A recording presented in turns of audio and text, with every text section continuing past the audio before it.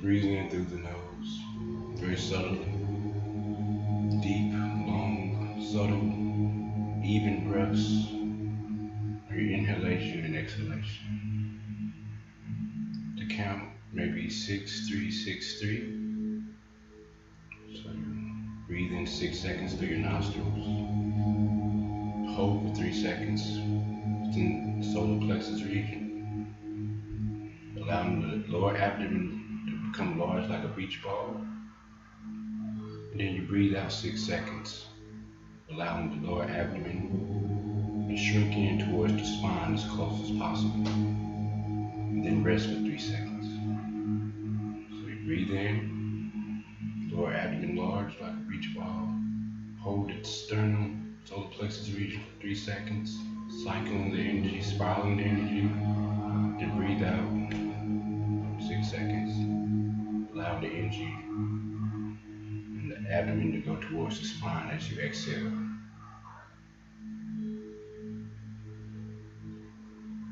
So inhale, breathe in, inhale, and breathe out, exhale.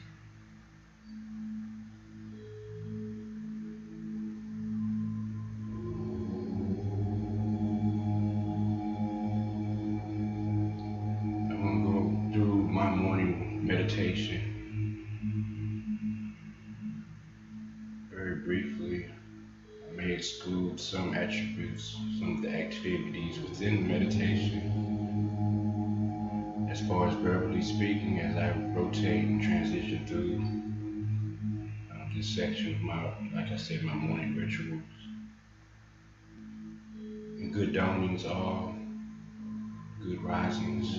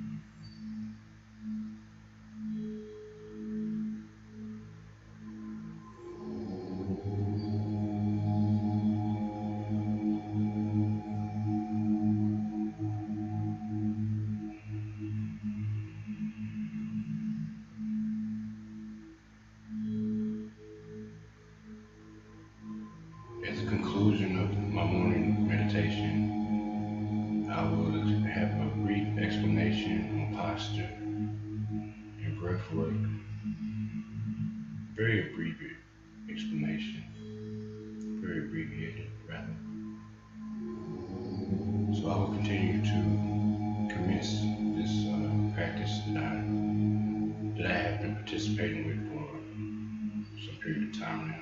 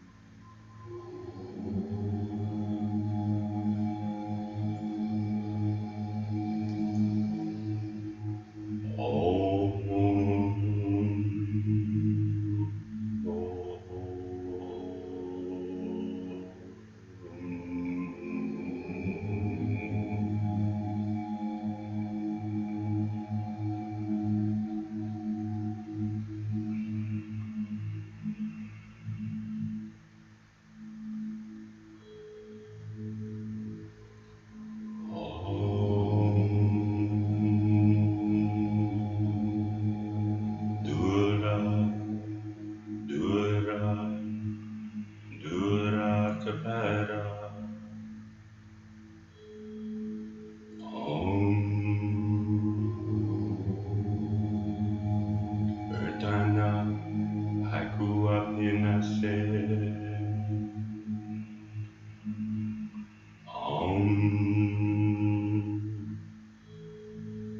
Nepenete wene.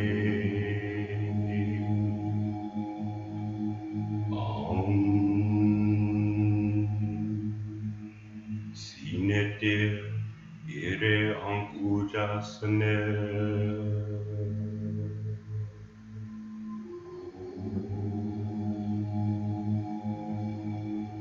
Babaswawa, Alagwana Mama Kinyi Rawi. Babaswawa, Only Alagwana Mama Kinyi Rawi. O Babaswawa, it's Joaku Odaro, Only Alagwana Mama Kinyi Rawi. Ako, Ili Ako, Ashe Gungu, Dua.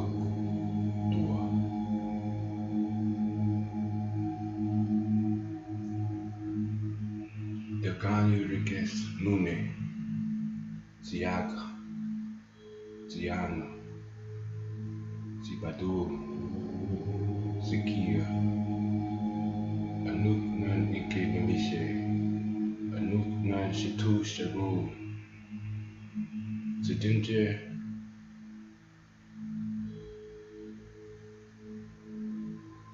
Ana Kampa, Zidinje, Ag Kampa, Zidinje, Badu Kampa, Zidinje, Kia Kampa, Patim Haru, Sang Ank Amera, Anuk Nan Elohi, Abel Kim, Etepu El-Bey, Min Ab Ank Umaat, Eni Sherek Aku, Eni Sherek, Tuaku, Ashe Gungun, Ashe.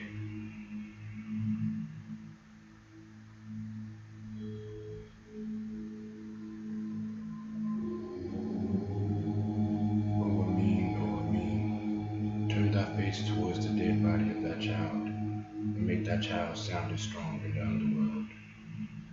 Oh Amin, oh God, oh Amin. Grant thou to thee that I may understand thee. Grant thou to me that I may possess all my parts intertwined. Hail Amin, let me make supplications unto thee, for I know thy name, and thy transformations are in my mouth, and thy skin is before my eyes. Come thee, I pray, and place your image, in the everlasting underworld, and let my whole body become that of a natir, and not let me be imprisoned therein, for I know thy name. Duaku, Ashe Gungu, Ashe.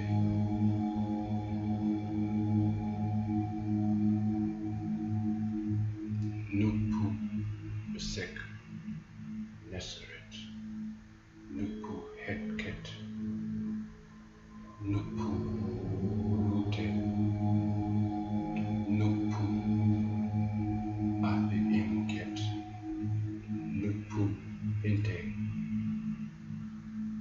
Nupu, Tepef, Nupu, Setkasu, Nupu, Neba, Nupu, Yutu, Neperet, Nupu, Ha'ethef, Nupu, Kuroti, Nupu, Basti, Nupu, Unimsenef, Nupu, Unimbasik, Nupu, Taratiu, Nupu, Nepmaat, Nupu, Tutu, Nupu, Sertiu, Nupu, Ruamati,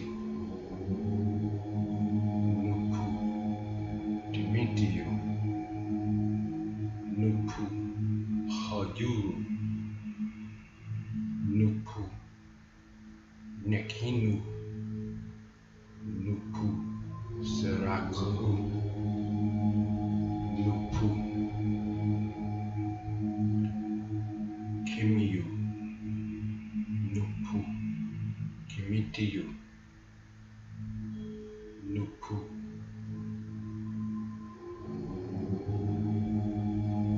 Sekerio, Nupu, Nepuru, Nupu, Chisitet, Nupu,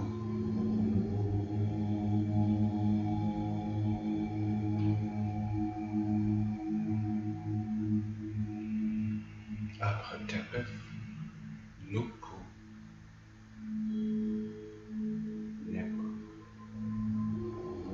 Nupu, Nepabua, Nupu,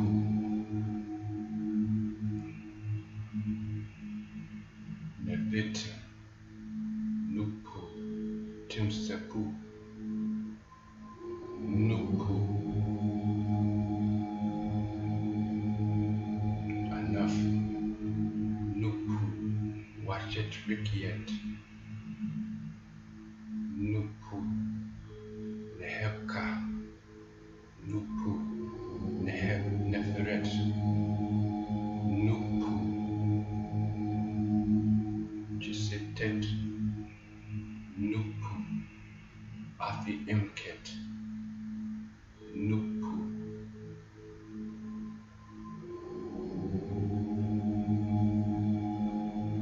Hakabua,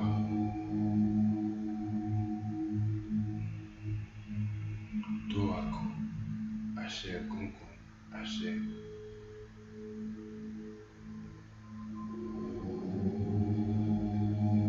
truth without falsehood, certainly most truth. That which is above corresponds to that which is below, and that which is below corresponds to that which is above, for the purpose of miracles of the one thing. And as all things are from this one thing, from the meditation of the one mind, so then all things in creation are from this one thing, through transformation. His father is the sun, his mother is the moon, the wind carries it in his belly, the earth is his nurse. It is the origin of all, the consecration of the universe. Its inert powers are perfected when it turns to earth. Separate the weak from the gross, the earth from the heavens. Gently and with great ingenuity, it rises from earth and then descends. It rises to earth into heaven and then descends back to earth, thereby combining within it both the powers of the above and below. Thus you obtain the glory of the universe, and all obscurities will be cleared. This is the greatest force of all powers, because it penetrates every subtle thing and overcomes every solid thing. This is how the universe was created, and from this will come many wondrous applications, because this is the pattern. Thereby I am called thrice greatest Hermes, because I possess all three parts of the wisdom of the universe. Herein I have explained the operation of the sun. Duaku, Ashe Gungun, Ashe.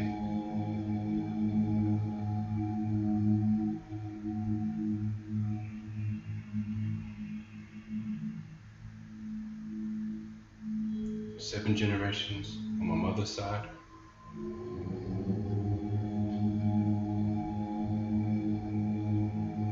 7 generations on my father's side.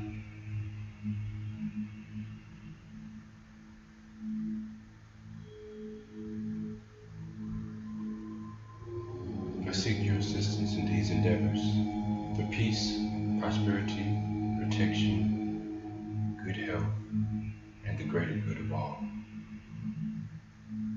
Duaku, Ashe Gungun, Ashe.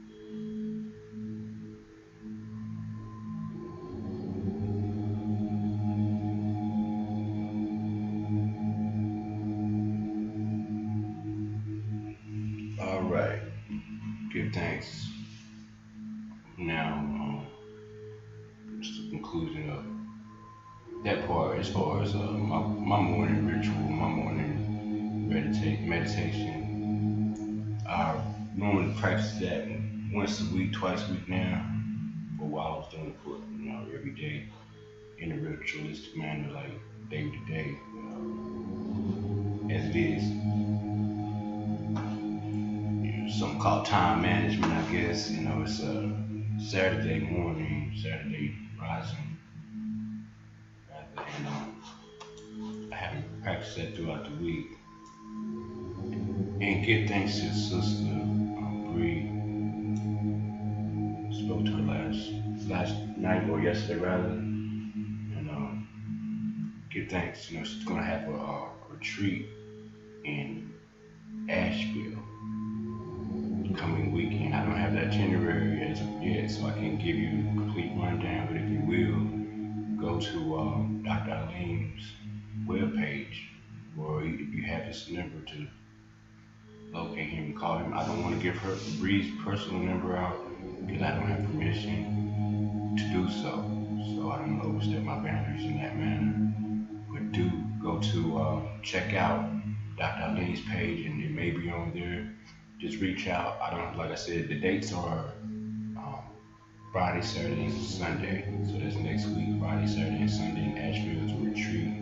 So like a yoga, meditative, meditation, spiritual retreat, regardless, different activities will be introduced.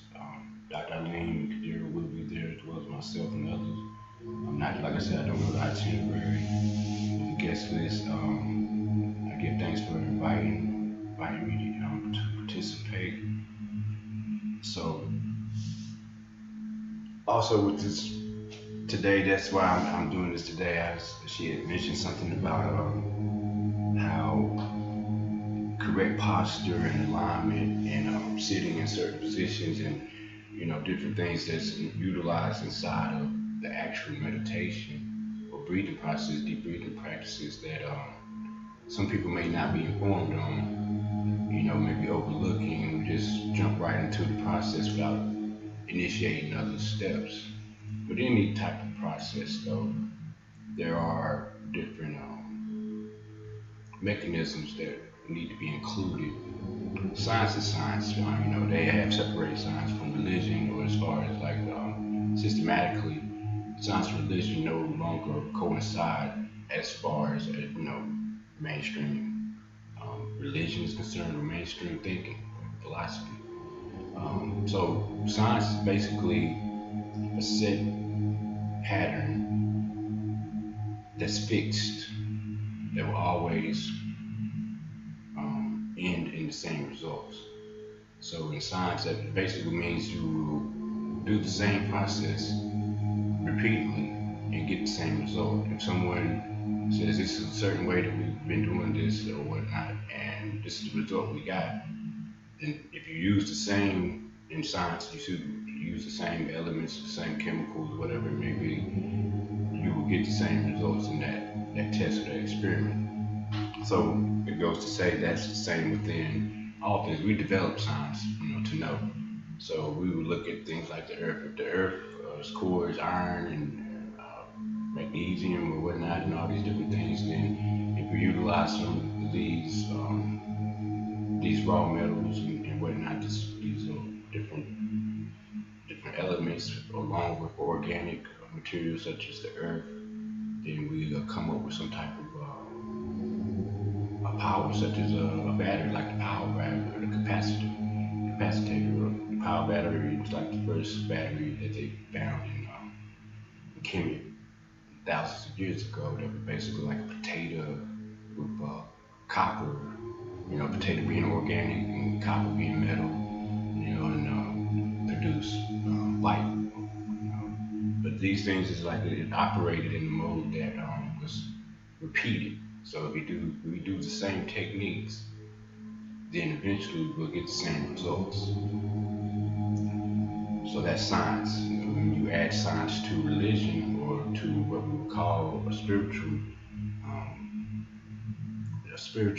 I guess, avenue, when they connect, they bridge together life basically. So if this pattern is in life, in general. Now, how do we collectively gather that science back, those different processes, and piece back together or remember, piece back together those dismembered, dislodged pieces of the physical frame and the spiritual frame. So,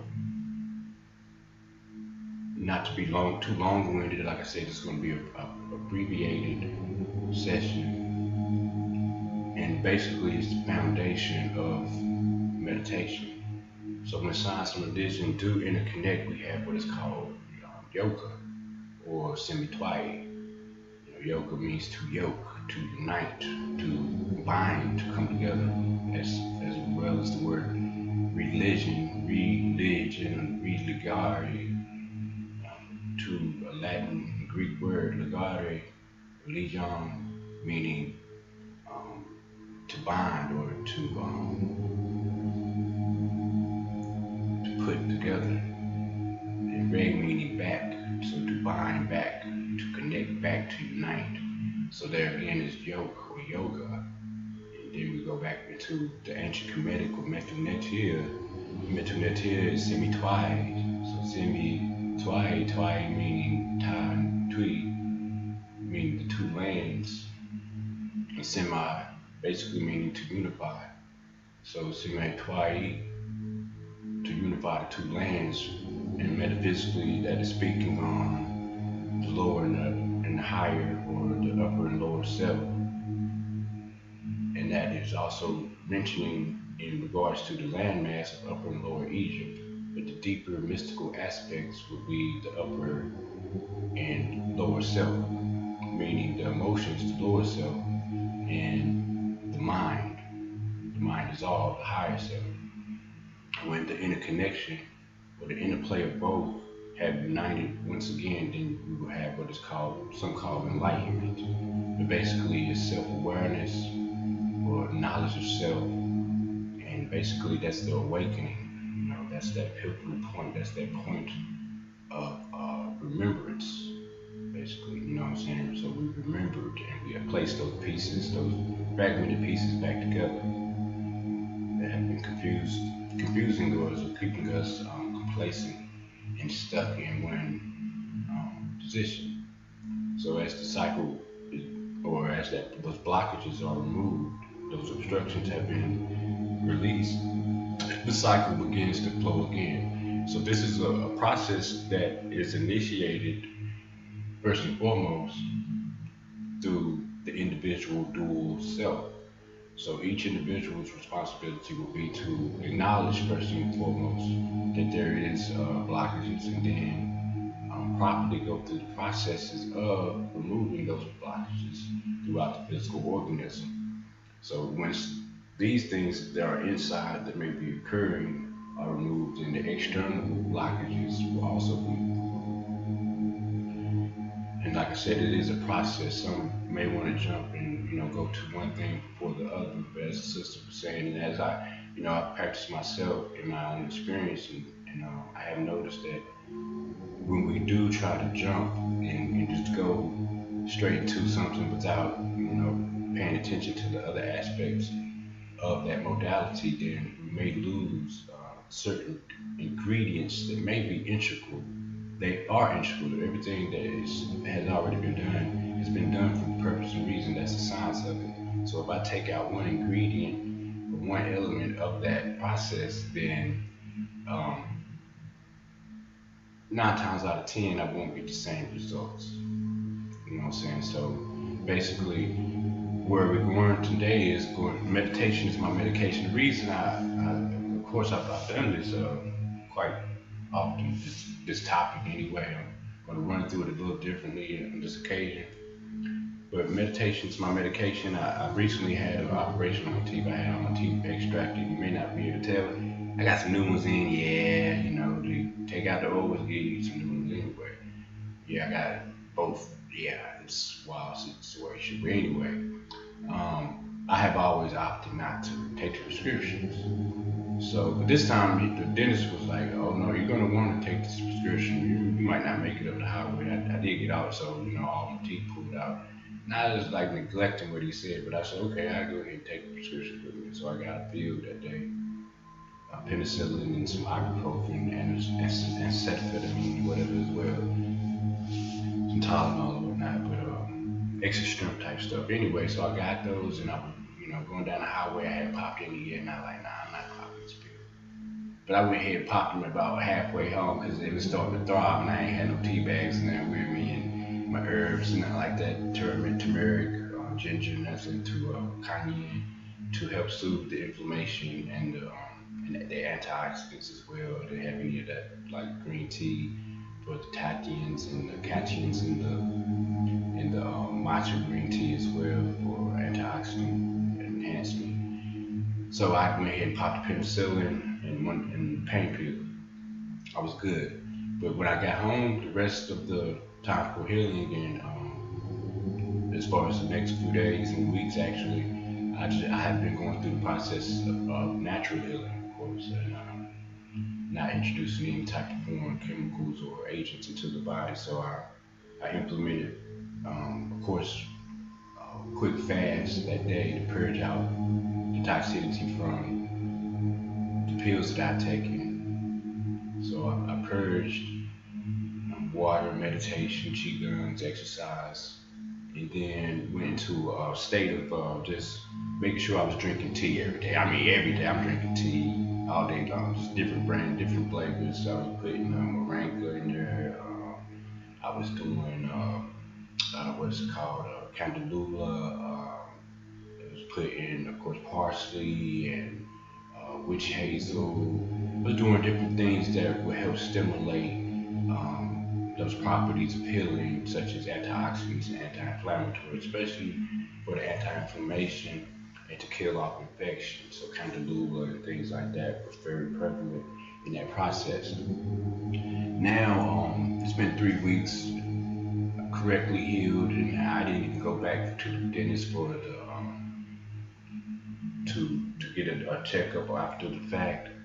And I'm feeling okay. I'm fine. I haven't had no issues here yet. Anyway, to get thanks. You know what I'm saying? And for all, for everything that I've learned and things that I've applied in my life, I really do give thanks to the ancestors and those grand masters like such as Dr. Ali and Kadira who are here to give us that information and to give us those gifts and shed that light. It's up to us to, as individual dual selves, to go out and practice and apply that information and that light to our vortex of energy, feeling that darkness. You know what I'm saying? So give thanks. And give thanks to you brothers and sisters as well. And Bree, give thanks. And Jada as well, give thanks to you sisters. You know what I'm saying? Y'all stay out there, stay beautiful, stay goddesses, stay gods. So, like I said, we're gonna go into one of the most fundamental aspects of meditation. That's posture. Let me get something together right here real quick. Like I said, it's gonna be abbreviated. This is a brief session again. I don't want to keep you all morning. I know me personally, I'm about to get on the highway in a few. I'm going to pick my daughter up, take her out of town, then. But we're going to Raleigh first, and then we're going from there to Charlotte. So I got a couple of trips on my hand today. I will place my glasses on now. Yes, I got to got some stigmas now. Get my eyes right, my third and fourth eye right here. Got 4 eyes. Hey, 4 eyes. Hey, 4 eyes. I know you. What's your name? Got them 4 eyes. You remind me of somebody. I'm just putting that roll on. Got these. All right, so.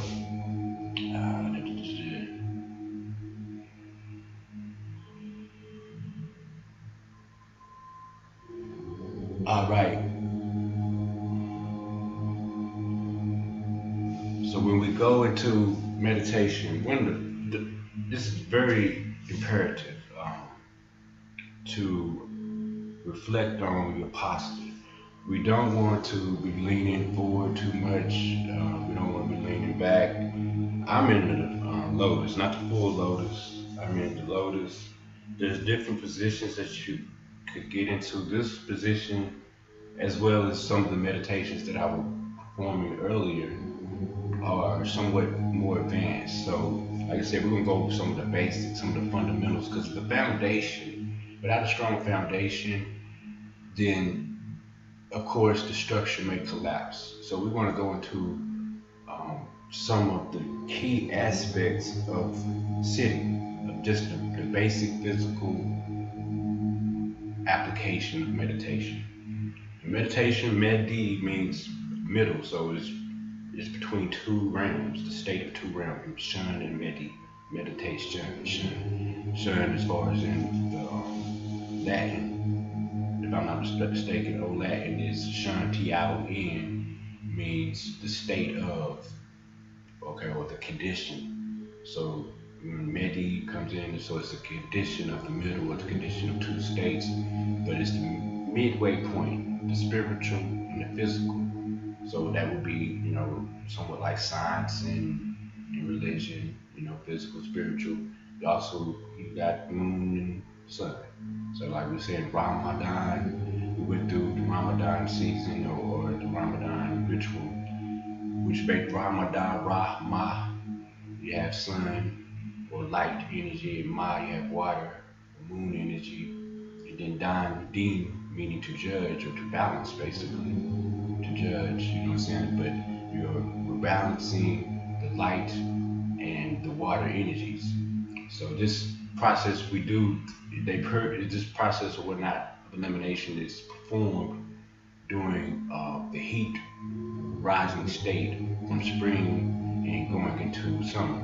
So it's a purging, it's a burning, it's a fire, initiating a fire type of energy to burn off, certain qualities or certain unnecessary qualities that have been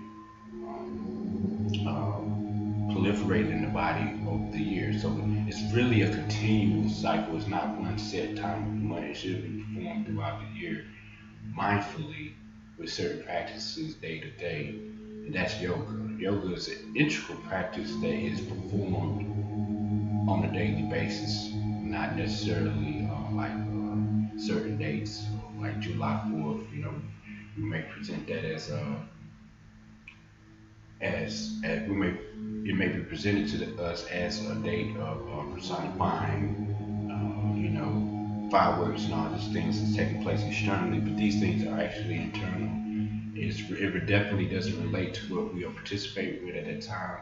Of course, if we know the math, the 13 days after the summer solstice, the 21st, 22nd, it falls onto July 3rd, July 4th, and that is an ancient period of time where the waters of the Nile would start to rise, and by the 4th, it would begin the indigenation or the flooding of the Nile, and those flood waters would embark upon the growing season where we would start having a bountiful and plentiful amount of vegetation growing within those sections of the Nile and Euphrates and Tigris rivers over in the east. But over time, the same ritual was being performed. It's just the unknowingness and everything. But these things are also being produced within the physical body because all things interconnect.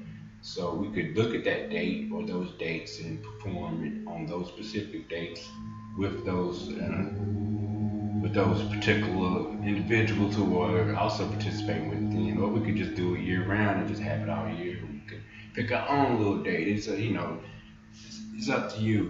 It's really nothing etched in stone as far as those rituals are concerned.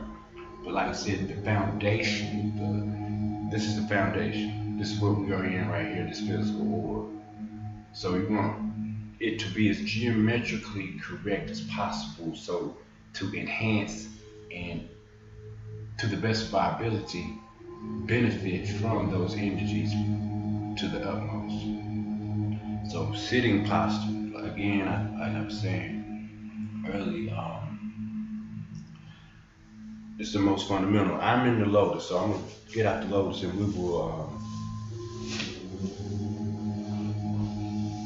I show you other positions that may be comfortable.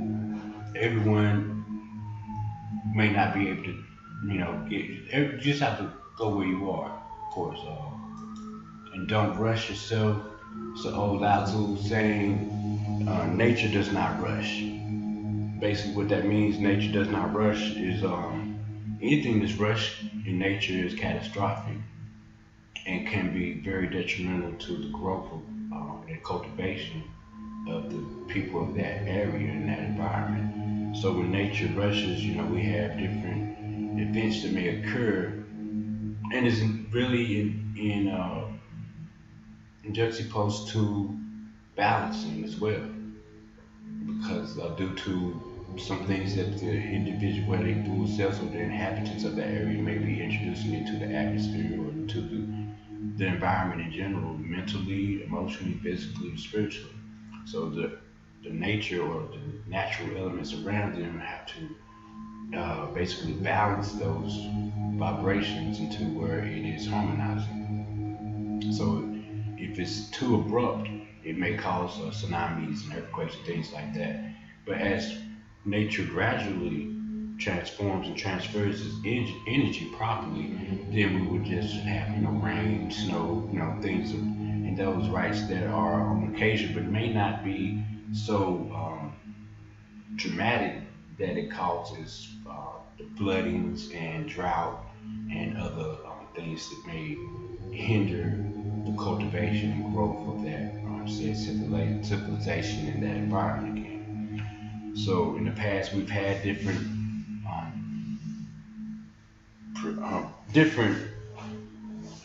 events that have occurred due to misuse of energy. Basically, energy, spirit, intelligence, different names and titles could be attached to this thing that we call energy. Energy and motion is the emotions that have been trickled down from the spirit. So this spirit is energy, it's intelligence as well, and it flows through the mind, evolve, the mental.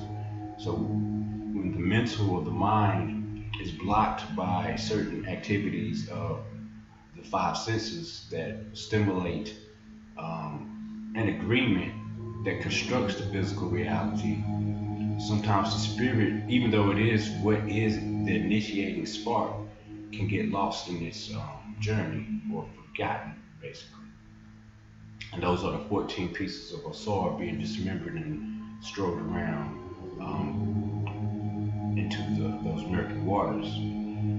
So that darkness in that murky water is basically the subconscious. So we have somewhat fallen asleep due to certain blockages that may have occurred in the processing of the physical body due to some of the synthetic or artificial constructs that are now a dilemma, if you will, to some, saying, not to make it problematic, let's make it a challenge. So in all challenges, it becomes somewhat like a game, but who's the operator of this game, who's the creator of this game, who is the one who has processed or put these pieces together on the table in the first place. So you are the creator, you are the creative spark, and you are the creation. You're the gift, the giver, and the receiver.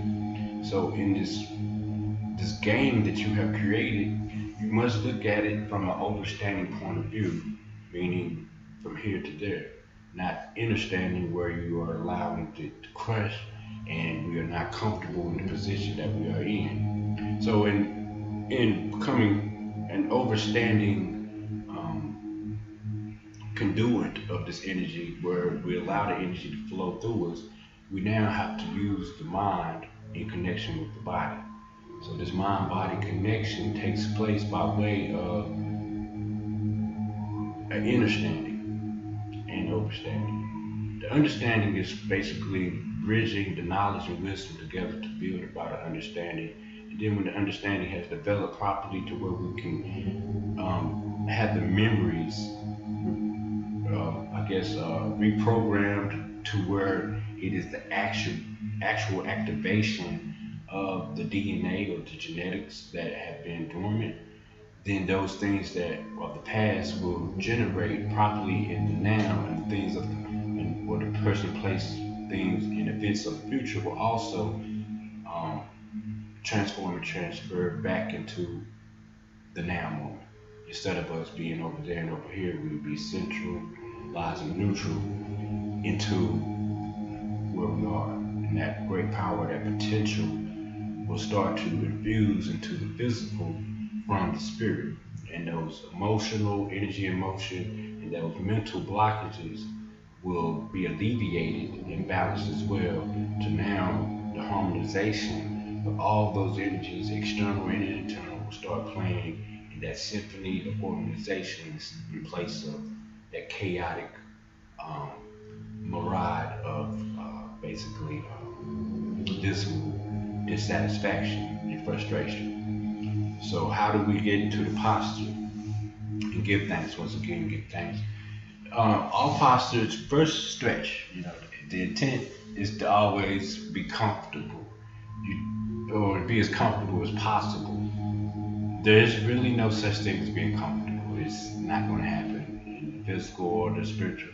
You don't want to get too comfortable. In comfortability, it becomes a stagnation.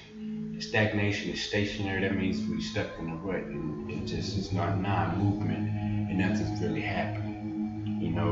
But in meditation, that's one of the main things. You want to sit still, to allow sit still as possible. Just know that again, everything's vibrating. So even when we see this right here is a Nubian. It's called a Nubian pyramid. It is what it is. It's in the form of the Giza pyramid. You know what I'm saying? It enhances the meditation. I eat in here as well now. We're doing this about 2 months. I think we've had about 2 months. And I give thanks to I know having been on broadcasting here lately, working. I guess you could say I've been on the job, college, working. But work means to become. So in you know as I'm becoming, and I give thanks to the ancestors, the stars, the answers, for granting us these gifts and these talents to keep producing and proceeding on and progressing with the upliftment of humanity and as well as ourselves, because we all are a part of this together. So always stretch, wherever you're comfortable stretching. This is my most comfortable stretch as far as coming into meditation. I usually just go to the butterfly. I might not do the butterfly wings, but I go ahead and press down, get as comfortable as possible. You know what I'm saying? Make sure my thighs are pressed down and everything. And another quick story, I hurt myself the other day. Someone like hurt myself. I was jumping up on some bricks. I don't know, showing off. I wasn't really showing off, but it was like 3 feet high. I've done this numerous times. But somebody was sitting on it. It was at a event. We was at a class I was taking.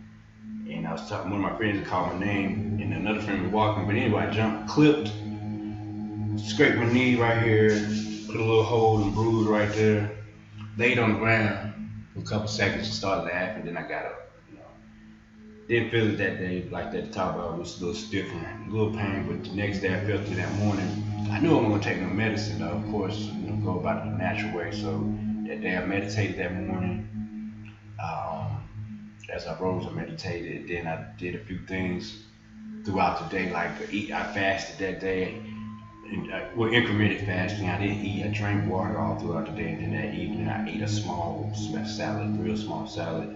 Actually, it was sauteed spinach and with some coconut oil and things like that, some garlic, just to get everything rejuvenated. Took some B12 and things, just to keep it going right. Next morning, woke up, felt like $100. Still got the bruise today. It happened last Tuesday, and then it still got but the skin is healing properly, no pain, still up and moving. But I'm a certain man, I'm a certain age and everything. Just had a birthday June 9th too. Good thanks. Yet still, one of the brothers that was out there, he's another staff member. He's maybe 58. And he looked at me, he was like, man, better you. Now he's like 54. He said, better you than me, because I wouldn't have got off that ground. But I get thanks, for like I said, learning and applying these things in my life, such as yoga, tai chi, qigong, martial arts in general. exercise regimen, eating properly, meditation. Meditation is the key. Meditation is my medication. If I didn't learn meditation years ago, then it wouldn't have, it definitely wouldn't have. Meditation is basically the door that opened up, that led into other modalities of mastery, self-mastery. Without the meditation, I know me personally, I wouldn't have been mindful enough to acknowledge some of the things that were occurring in synchronicity and actually accepting those out of love and not out of fear. Because the ego will tell us certain things, but that's a process that will come if you haven't reached that point yet. Those things will come later on where the synchronicities will develop, and we have to learn to not act on our ego or what we are accustomed to, and try to just go through those doors. As many, what the Bible says, in my Father's house are many mansions. So, if there are many rooms, many mansions, or many stargates, many different dimensions, parallels, then why do we get stuck in one predicament of thought, which has really nothing to do with our spiritual growth? So, if it's not beneficial or healthy for our spiritual growth, we shouldn't contemplate on it too long. Things are going to happen in California, something's going to happen in China, something's going to happen in Australia. Is it up to me? It is up to you, individual dual self, to acknowledge it. Yes, accept what it is, but do I need to dwell on it for a surmountable amount of time to where it becomes the issue or problematic? The main challenges in life should be related to self first and family. Then we can spring out into society and into the all and do what we can for that. But first, we have to deal with this. So, the alignment, the posture, how we are sitting in meditation can influence the energies in a positive manner or in a low or negative manner, if you will. So, sitting, like again, I said, first stretch, you can stretch, like this. First, if you can't get all the way down to where your head is touching the ground, just breathe. Elbows will be right here in the creases of your thighs. You want to press down as you hold your feet as tight as possible. You want to press down to the thighs. Breathe here, make the abdomen large like a beach ball. Breathe out as you stretch down. Go as far as you can on the exhalation. Breathe in again. Go as far as you can on the exhalation. Once again, breathe out. Then come back up. You can do that a few times in that manner, and it will open up the thighs, the hips, so you can sit in a meditation a little longer and have more comfortability in this part of the body because the thighs are going to tense up. The upper body should be as relaxed as possible. The thighs or legs are going to tighten up as we sit in the meditation. If you're going to sit in the sitting pose, that is, if you're going to sit in this position here, yes, the thighs will and the legs will start to tense up. You will feel pains in a certain part of your body during the meditation as well as afterwards. So don't just jump up after you meditate and stretch out again. Stretch in, stretch out. So you'll warm up and you'll warm down. Proceeding the meditation and concluding the meditation. So after that, you can bring your legs into the lotus or half lotus. So half lotus, you put your left leg on top of the right leg. This is for men. Men, left leg on top of right leg. It's either way though. Some things are not really etched in stone. Just really basically make sure you are comfortable. But men's energy is coming from a different direction as far as women's energy. So we initiate energy from our left brain. Women are right brain. So we don't want our left to dominate so much. So we put the left first and we put the right on top. So that way we balance, bringing right and left together. So this right leg, left leg, which connects to the right brain, the right leg, which connects to the left brain. Now they balance and bringing both energies together in harmony. You'll be vice versa with women. Women, you can put your right leg on top of the left leg to initiate half lotus. If you want to just do easy pose, what we call the Indian style. Indian style, of course, is just basically just sitting one foot on top of the other foot and just put them in the creases. You know, this can be comfortable too. I'm on a meditation pillow. It's called a Zaboom. So it helps with the sitting posture. I'm gonna dip out of the pyramid for a minute. Middle fire, powder, weed. So that's a pillow or the mirror. Pyramid. So you get your pillow right there. The pillow helps with the sitting and being comfortable.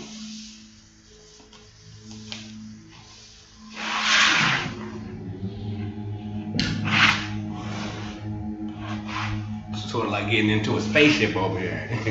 You gotta dip down. Good stuff though. Alright, so half lotus. Put that foot on top, or just sit in here, like that. Or, work your way up to getting into the lotus. The way that I did it was basically I would go opposite. I put this leg up, my right leg, I put that up first. And I started, after a while, dipping my left leg in there, because my left leg wasn't doing much. And when I first started, I was still going through the sciatica and stuff. You know what I'm saying? But over time, that issue was resolved. It was a challenge. Made the game, but we come out victorious and we can smile at the end of the day. So this is Lotus here.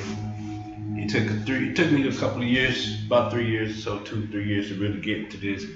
And as you continue to practice, you'll be able to sit in it longer and longer, and it just become a pattern. I sit like this whenever I sit on the floor and eat, and that's every day. If I do eat, I'm gonna sit down in the lotus. When I meditate, of course, when I'm practicing something or reading, studying the ancient wisdom of the grandmasters, I tend to sit like this as well. Even at work, they be like, "Did he just sit down into the lotus?" I sit down and I usually get back up, no hands up. What the hell? But anyway, I get thanks because like I said, practicing these different arts and putting it into a science and actually applying it on a day-to-day through the integral practices of yoga or Samatwaya. Washington Samatwaya is the system that is being developed by Dr. Alim Kadira and myself. We are putting pieces together of spiritual and, if you will, scientific approach. So this physical or just this physical and scientific approach is basically, again, yoga, Samatwaya, Washington Samatwaya. So I'm practicing and experimenting through different activities such as meditations, qigongs, different lifestyle changes such as mindfulness, and I transition through each occasion in life, through each event, and noticing emotional reactions. But we are still developing that. All right, so again, posture being very important. So hands, if you're not going to sit in this position, sitting like this, if we were sitting in the sitting position, you can also sit in a chair.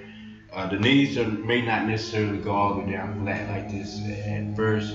Over time, the more you practice like yoga, stretching, and different exercises where you strengthen your legs. Legs are very important.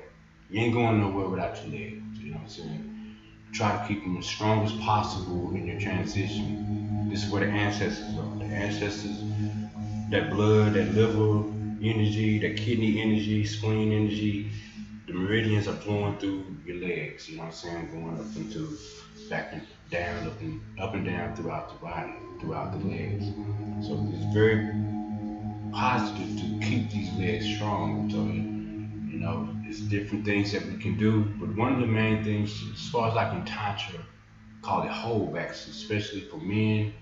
Um, when we do unleash or we do ejaculate, it tends to hinder the process of the kidneys of producing the filtration or cleansing of the body, so toxins can be enhanced in the body by way of us continuously releasing semen. So we can also advance or enhance and bring about a strengthening of the legs and kidneys by ejaculation and versus ejaculating. So when we allow the energy to go back up, I know I was doing the convulsions and everything, but basically that is the energy going back up to the hypothalamus and thymus gland region, hypothalamus and hippocampus region, to where it's starting to circulate back in that, basically the third ventricle where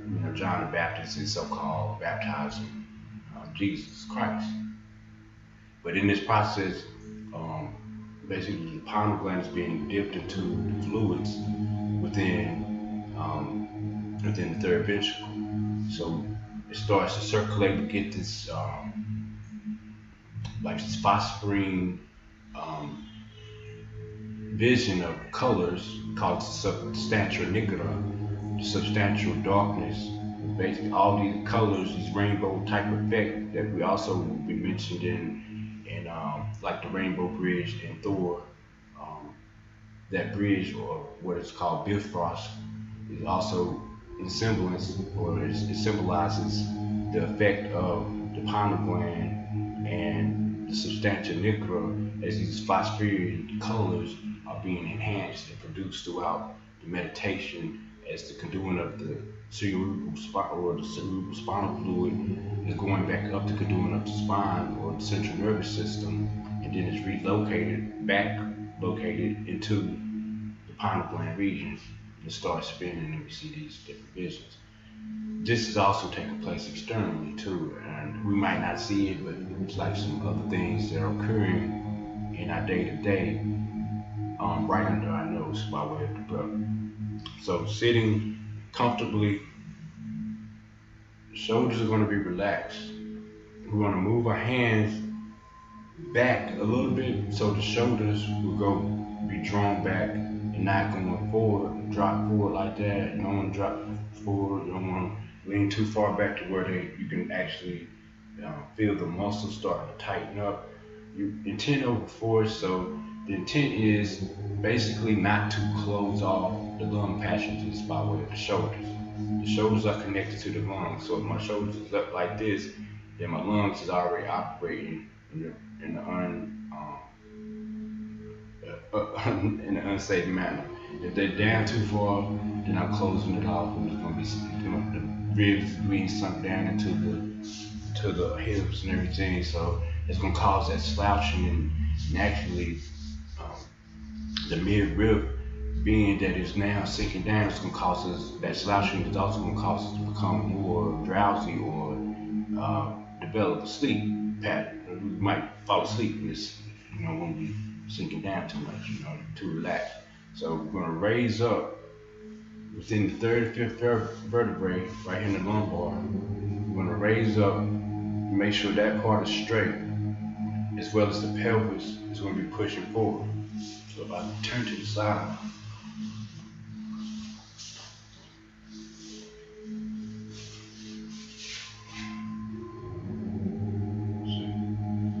this is gonna be straight here. Shoulders gonna be relaxed, but the hands come back. This is gonna cause the shoulder blades to go back and draw back to where they're starting to butterfly towards each other. That way. Don't want to go forward, don't want to go too far back. As the back is straight, going into the third. So if I was sitting here, now I straighten up my back. See how I straighten up? It's going forward just a little bit, like my hips. My pelvis is going forward from the third and fifth vertebrae, but at the same time, I'm going to straighten it up to where it's not going to be too much of an arc in it like that. I don't want too much of an arc. The shoulder's going too far back. So the body will let you know after a while. So straighten right here. Hands drawn back from not too far up here like that because that's going to go that way. So hands drawn back.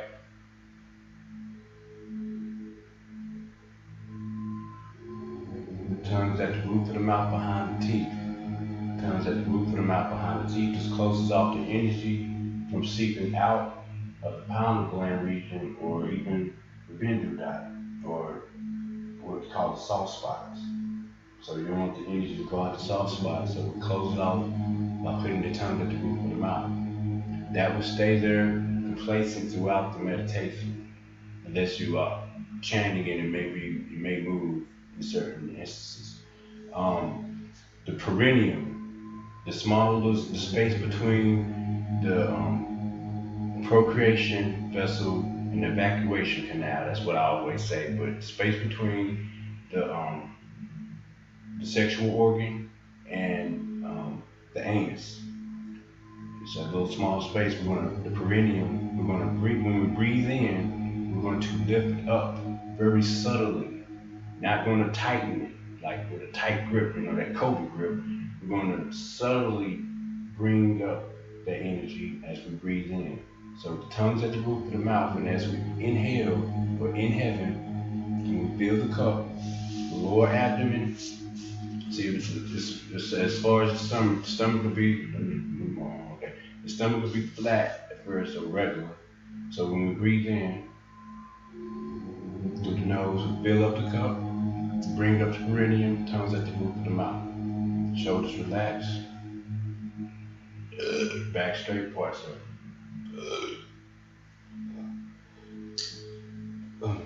Back is straight. Hands going back from the knees, so the shoulders will be drawn back a little bit. The head, so these are the three locks. First lock is the three bondages. The first lock is the root lock. The root lock is the perineum area, so we're going to bring up the perineum on the inhalation. So as we inhale or in heaven, the perineum is slightly pulled up, that small space in between. We're going to slightly tighten it. Not, again, not that death grip, but we slightly tighten it. Lower abdomen large like a beach ball. Then as we breathe in, we hold it. And on the exhalation, we relax that area. The tongue stays at the roof of the mouth behind the teeth. The neck, or the stomach lock, will be the next lock. Stomach lock is the inhalation and exhalation. So as we inhale, and then exhale, the stomach does the stomach lock. So we inhale, the stomach goes out, large like the beach ball. Exhale, stomach goes towards the spine as close as possible. And relax. So that's the stomach lock. The neck lock, or chin lock. Basically, the chin is going to tuck in. So it's like we're going to have a string again attached to the top of our cranium here. We're going to imagine that it's being pulled up by a string. And as it's pulled up, it elongates the spine.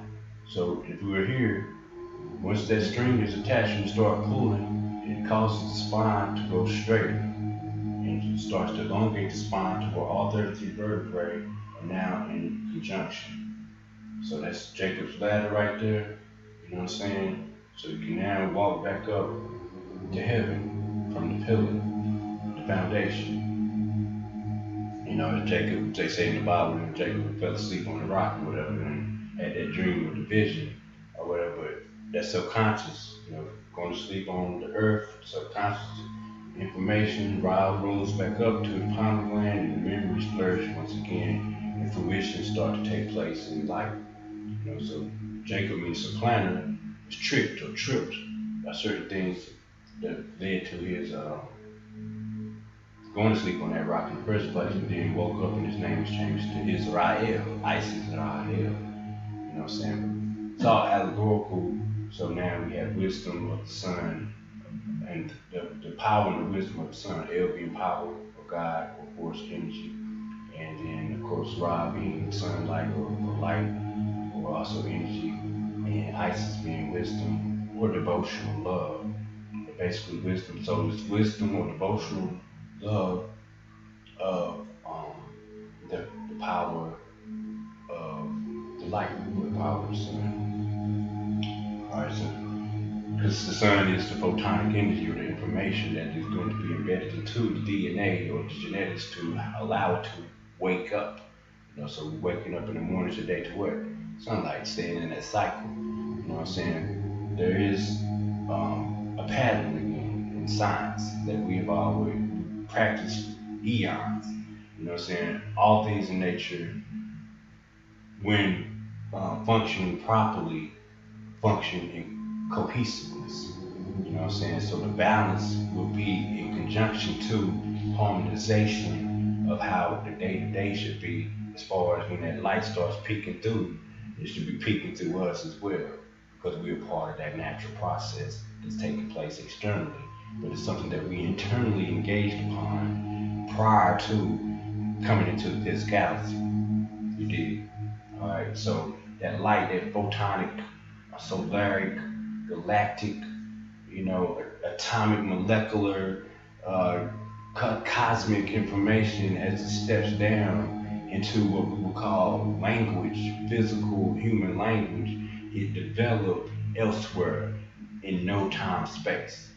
So we might look at ABC and we see, these words together as they combine, but the symbols within it are archetypal that are not related to the time space that we are connected to physically in this linear pattern.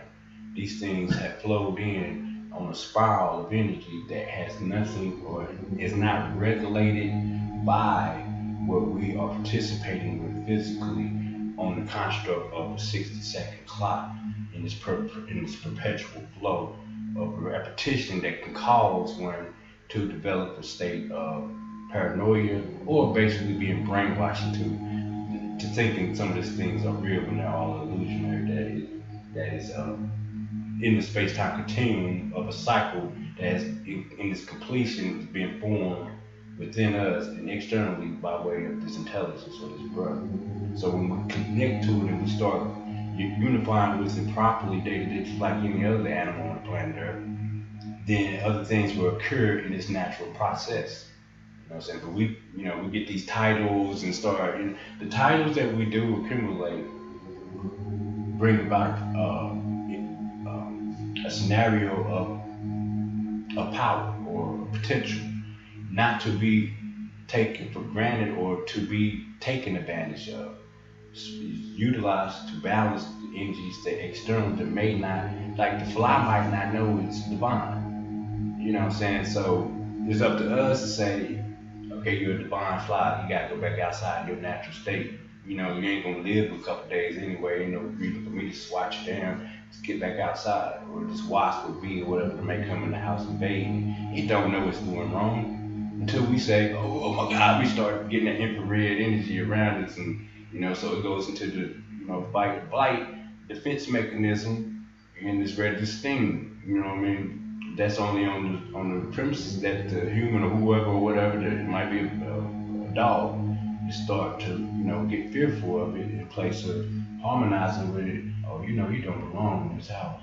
You trying to find your way out. That's why you keep smacking your head on this glass, thinking that it's outside. But so open the door and hoax it or whatever, or coach it to get out the house or whatnot. Um, all right, so again, shoulders going forward, chin slightly tucked like a string at the top of the cranium, pulling and elongating the spine, tongues at the roof of the mouth behind the teeth. So the shoulders not going too far back, slightly going back. Best thing to do is like move your hands from place from here, then just move your hands back from your knees, about 2 inches from your knees, and you'll feel your shoulders slightly going back, chin tucked, tongues at the roof of the mouth. That's the tongue lock. So it's like 4 locks that we'll be performing throughout that will really engage mentally throughout our meditations. So that would be the root lock, that's the perineum, and the inhalation in heaven, bringing up the perineum slightly. That would also be the stomach lock, so when we inhale, the abdomen is large like a beach ball. When we exhale, the abdomen goes towards the spine. And then also it will be inclusive of the chin lock. The chin lock is where we have a string attached, imagine a string attached to the bindu spot or the soft spot, pulling up at the top of the cranium, elongating the spine, and then the chin slightly tucks. It doesn't go this way too far, and definitely isn't going to go back, but it's going to slightly tuck to where the chin is going towards the chest. Then we have the tongue lock, where the tongue will be behind the teeth and placed there throughout the meditation unless otherwise introduced in your meditation. Alright, so those are the fundamental positions. So you want your back to be straight so the spine or the 33 vertebrae are lined up correctly and that energy won't go over here, disperse too much over there, too little over here. Or you know what I'm saying, you want to balance it to where all those energies are moving purposely to benefit the proliferation of what's the word? Divine propagation. That's it. Yeah. So that basically means the sacred members or the sacred collective of energy that's within. So that propagation, those energies or those numbers, when they accumulate and the divine is within as well, or the spirit, the physical body or the cells, so 76 trillion cells or whatnot, will start to amass the intelligence properly within it. So that my cup runneth over, because it's unlimited, open up to all possibilities. It's infinite possibilities. So don't get stuck on one thing and saying, with our ego, we don't want to go through certain processes. Of course, we want to get, I remember when I graduated from high school, I thought I'd be a millionaire the next day. It ain't like that. Now I have understanding of what that is. That money is obsolete. It's not what we're here for. You know what I'm saying? Not to get too far deep into it. We are the money.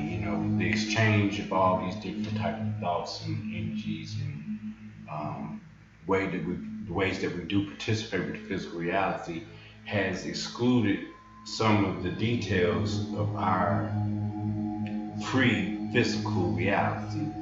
So in meditation, possibly as we go deeper into our meditations and the longer we elaborate in our meditations, we will come to conclusions or answers. Ancestors, stars will become more readily available to give us the information in place of the physical reality, trying to shed light on something that it can't really shed light on until it's broken down properly into an organized pattern. What we have is chaos somewhat within the groupings of these vibrations that we call sound and words, as well as letters, spelling, spelling. So as we go through these things, it can be a mode of operation where it is causing us to go into delusionment due to someone putting or casting a spell on us by way of these vibrations of sound and the words within it. So they're broken down by way of us taking in more light. We won't just see, and being in that sitting position or that still mode, we won't only see it from the perspective or the angle of the physical. We'll also see it from the angle or angels of light in its spiritual sense, as being developed from the unknown. So as the earth has a central core of heart, we too are more than just physical.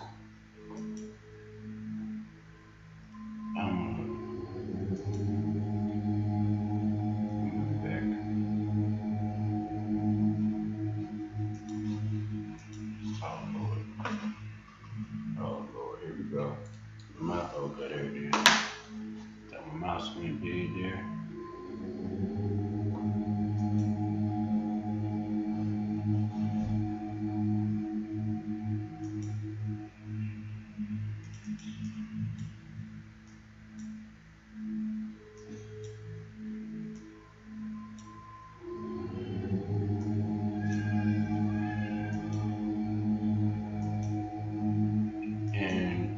we're looking at is called a polar ring.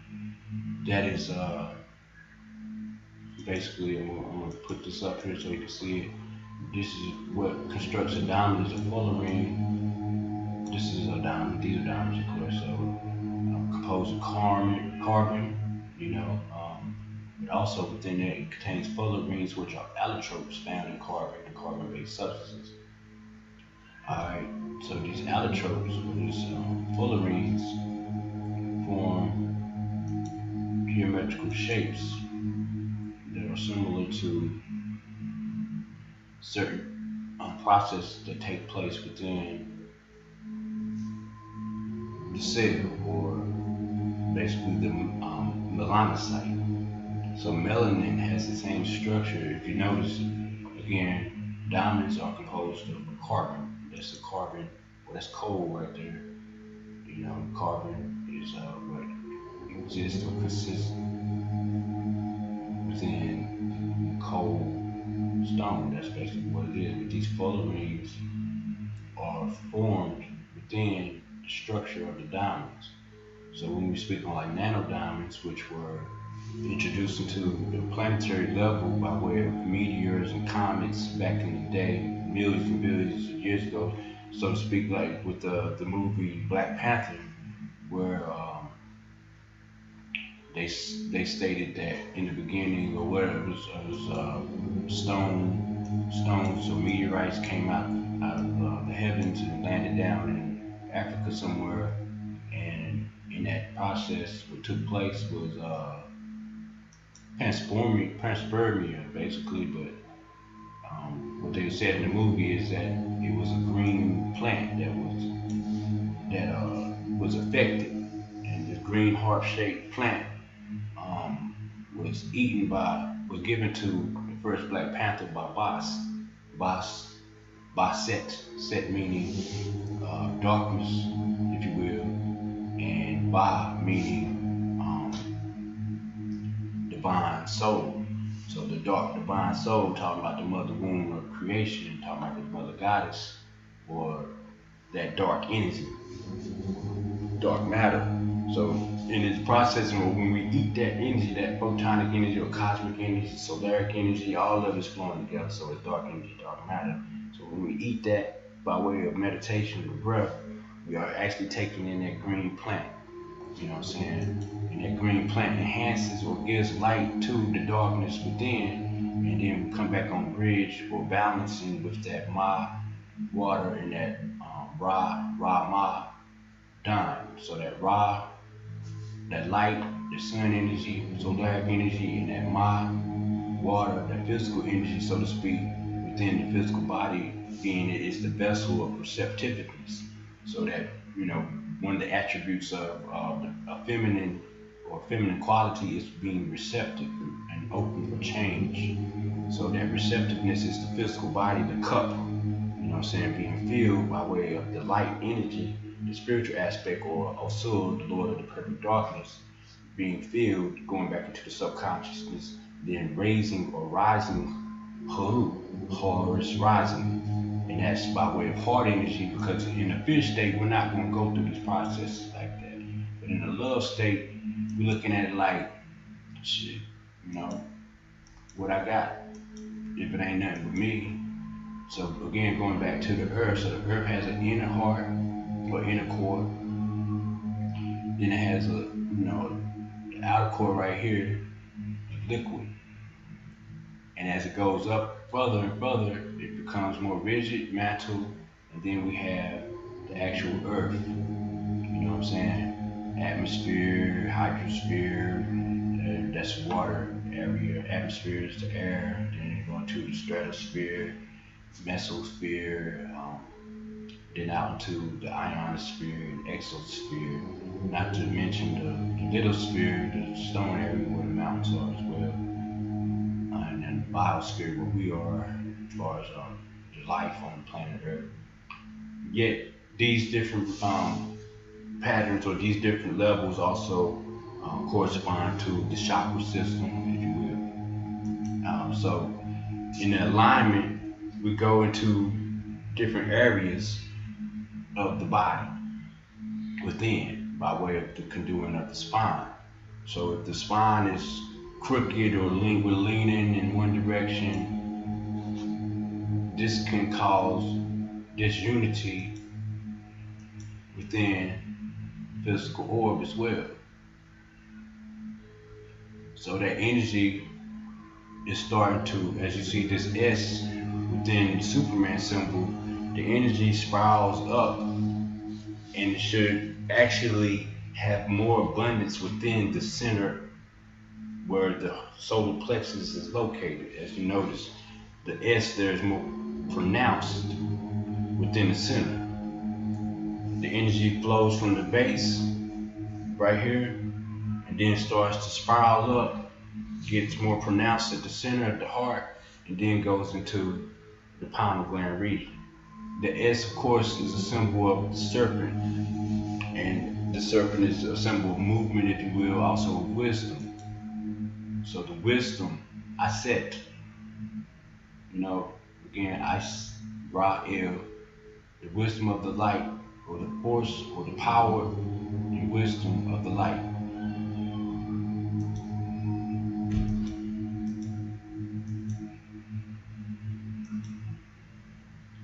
Our entire biological system, the brain and the earth itself, work on the same frequencies. This is a statement from Nikola Tesla back in the 50s, 40s, or whatever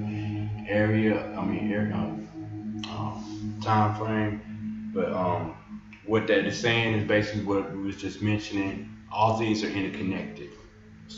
Cosmically, galactically, solarically, and on the planetary level, all things are flowing together. When we do disconnect or we have blockages, it's due to an engagement of basically a disengagement of mindfulness in connection with the body. So when the mind-body connects properly, the biological system of the brain and the earth will start to unify in its frequencies together, which was basically the Schumann resonance, was I think it's like 7.8 something, 7.86 somewhere in there. But that 7.86 hertz is what they call it. But that frequency is also the it resonates at that same frequency as well. And I'm gonna bring this up. I don't think I have it up here yet, so I'm gonna have to pull it out of my archives real quick. Like, where is it? Okay.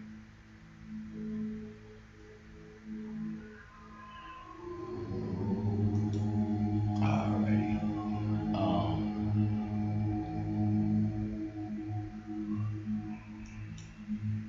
Once I find it, I will let you know. I'll bring it back around.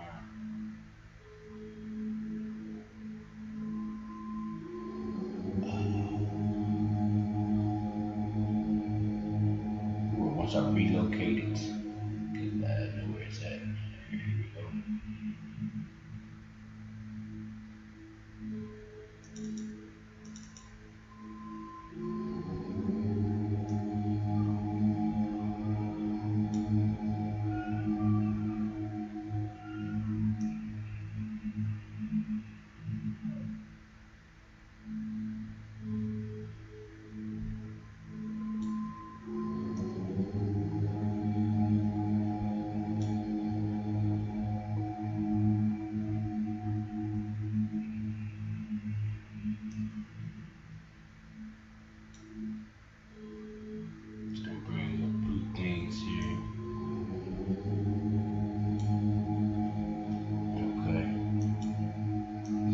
Pictures. This is the one.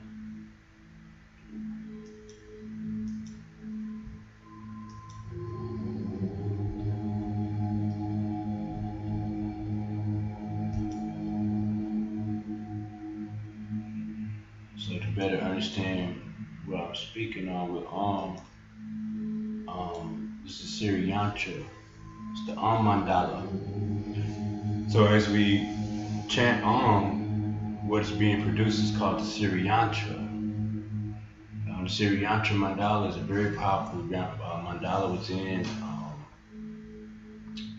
Hinduism, Buddhism, They draw this. This is one of the first ones that they learned to draw as far as the monks are concerned in the temples.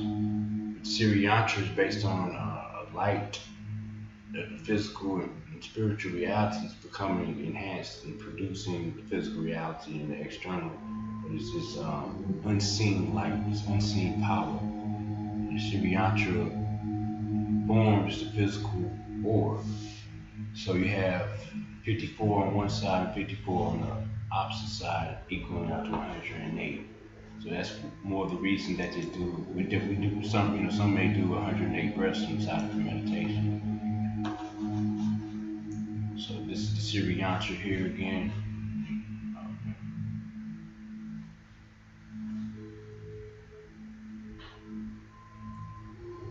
You see how they're all in particular.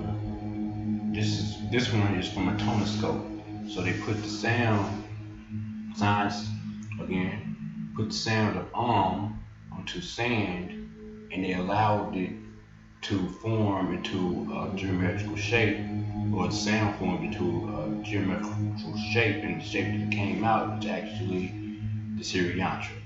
So the sound produces the Siri Yantra figure. The Siri Yantra is in actuality, from my own perspective, and from speaking to the ancestors in different relations to what's taking place and asking for answers and stuff, the Siri Yantra is also equivalent to the physical body or the Microcosmic. So you have one going up, one going down, they interconnect and they form the physical body. We look at the construct of the physical body as, 2 legs, two arms, 10 toes, 10 fingers, and all that stuff, 2 eyes, and all these things. Yeah, that's just physical appearance due to the things in our particular environment that has combobulated into what we call these organisms.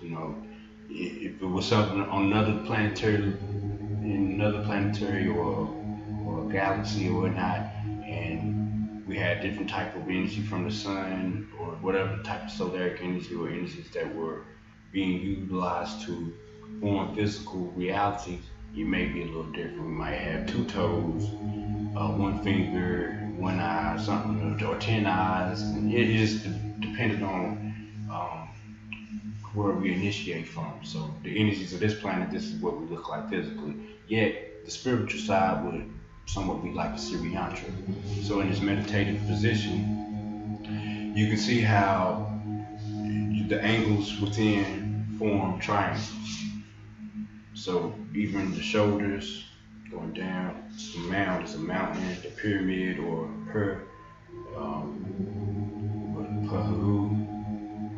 mountain of light, so it's mountain of light or mirror, M-I-R. So that goes back to Rama.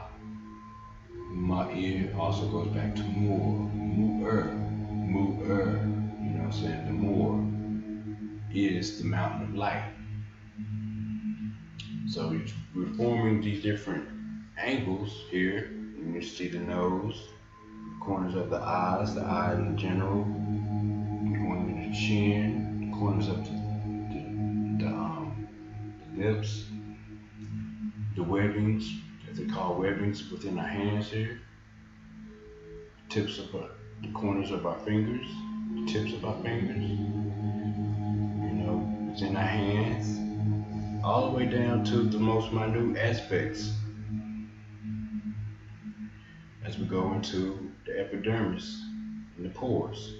So all these things form into little minute type of triangles, if you will, or pyramids, Siri Yantra.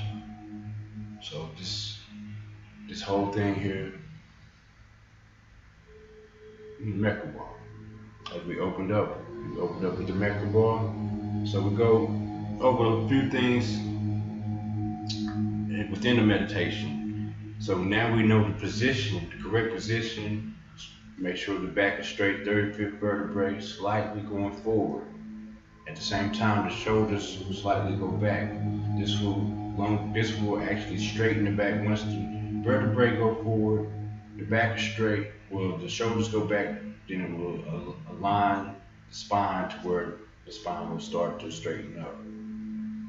Don't go too far that way, don't go too far back that way. The hands, the best way that I gauge this is to reference, and reference is to put my hands back away from my knees, about 2 inches to 3 inches. So I'm placing it being here where I might get too relaxed on my shoulders, it might drop down. We go ahead and place them back. That way it'll draw my shoulders back. You draw the shoulders back, that's enough. So here, then we breathe in, then we're gonna have the third, fifth again, going forward, the pelvis, third, fifth, shoulders back, rise up in the midriff, don't sink down, rise up in the midriff, like there's a string attached to the top of the cranium, chin slightly tucked, tongue's at the roof of the mouth behind the teeth. You breathe in, fill the cup, hold for 6 seconds, hold for 3 seconds at the sternum, so that's that S right there. The heart breathing is very important. Breathe out, allow the abdomen to go towards the spine, as close as possible, then relax for 3 seconds. So breathe in 6, hold for 3 here, breathe out 6, then rest for 3. And in that whole process, remember the posture. Stay relaxed physically and relax you mentally. Once the body becomes comfortable enough to sit in this position without, doing this, or an itch come, or you start to get tense in your toes, or it starts to hurt in the knees, or it starts slouching over here. Once the body becomes strong enough to sit in this position, then the meditations will be more enhanced, and more advanced. It takes a little while. Doing, knowing is half the battle. It is the doing, not the doer, though. You know what I'm saying? So, I can tell you a lot of things that speak to you 3 hours about one thing, and it won't register until you actually go out there and you're doing it. I can tell you how to put your name on a piece of paper and go to the clerk of courts and file these documents 100 different times, but until you go out there and really initiate it and say, here you go, clerk of courts, it's my $20 or whatever to file these documents for me, and we won't see any type of effect from that exchange until we out there doing it. We ain't gonna get nothing out of meditation until you meditate. Now I can tell people I meditate all the time, but that ain't doing it. I can tell people about meditation or about things that we are doing or whatever, but that ain't doing it. Or about things that I've learned. But but the main pedigree that enhances, or the main ingredient that enhances the pedigree of our growth will be the application. Knowing is half the battle. You gotta go to war. I know the strategy. Okay, we're gonna do this over here, we're gonna do that over there, and eventually we're gonna get right here, and then we're gonna take over. Whatever, I don't know. It's strategy, but applying the information within the battle schematics is actually going into war. So we are at war physically here in this physical body by way of spirit, mind, and emotions. The battle resides within self. You know what I'm saying? Opposition self. Things that are external are being created by us internally, because we are forming these things externally because we don't understand the components of the battle, first of all, and the power of the creation process. The components of the battle are somewhat demonic, and very possessive, yet they are not external to our creation as well. All things are interconnected. So I can point fingers and say, this person over here is evil or ain't right and all that, but really this is an energy that we had collectively or interpersonally have formed outside of us to acknowledge certain things that's going on internally within our own self that we have not completely conquered. You know what I'm saying? So those external energies, good or bad, are advices or triggers if you will, that are giving us advice to enhance or to acknowledge the fact that certain things are going on within us that we may resent, and it may be causing conflict or some type of chaotic scenario on the external manifestation. So as we exclude or take out the blockages by way of noticing first the foundation must be strong. This is the physical. So when the physical has developed a strength enough to enhance or to engage upon the meditation in between both worlds, then the information will come down in this congruency properly, in this balancing properly. So if it's a disharmony and a disconnect, and there's all type of things going on, like we got too much television watching. So if the information from, I don't even want to say if the information from politics is what we evaluate our reality on, then if I go into these meditations and I got this movie that I just saw, it might not be consciously on my think tank like to talk about, but it's still a part of my physical pattern now. So now I go into meditation, I'm deep into it, but I'm thinking about whatever the meditation is in this process. Yet I still have these lower vibrationary thoughts or whatnot in my subconscious that come up and have to be purged out. So in this transformation and transferring of energy, especially if I'm doing other things on top of that, like my diet may be faulty, my lifestyle or my environment or the people that I keep in my environment around me might be faulty on a lower energy.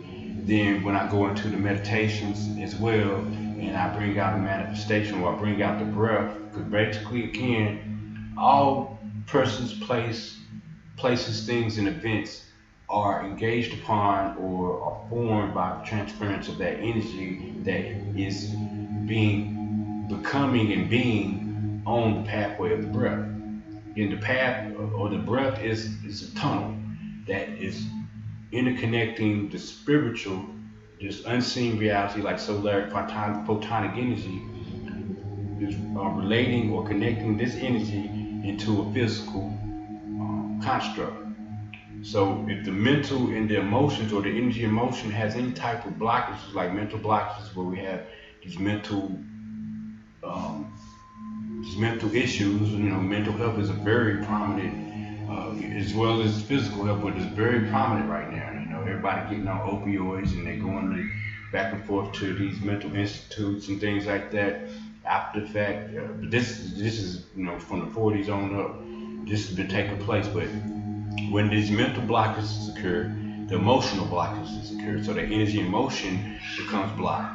So when it gets to the physical, by the time the spirit gets to the spirit is still intact, but since I got these mental distractions in there, the emotions has now become so disentangled or disengaged in what is properly supposed to be going on in its flow, its natural flow. It's natural flow, continuously spiraling in, continuously spiraling out, purging and producing, taking out what's not necessary, putting back in. But if there's mental dilemmas and blockages, then the energy and motion becomes blocked, and the physical reality develops issues, disease, or disharmony or an uneasy flow.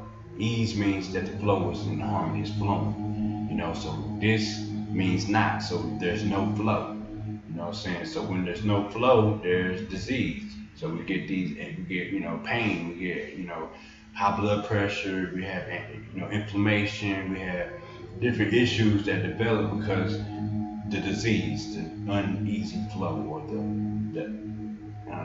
dis-ease.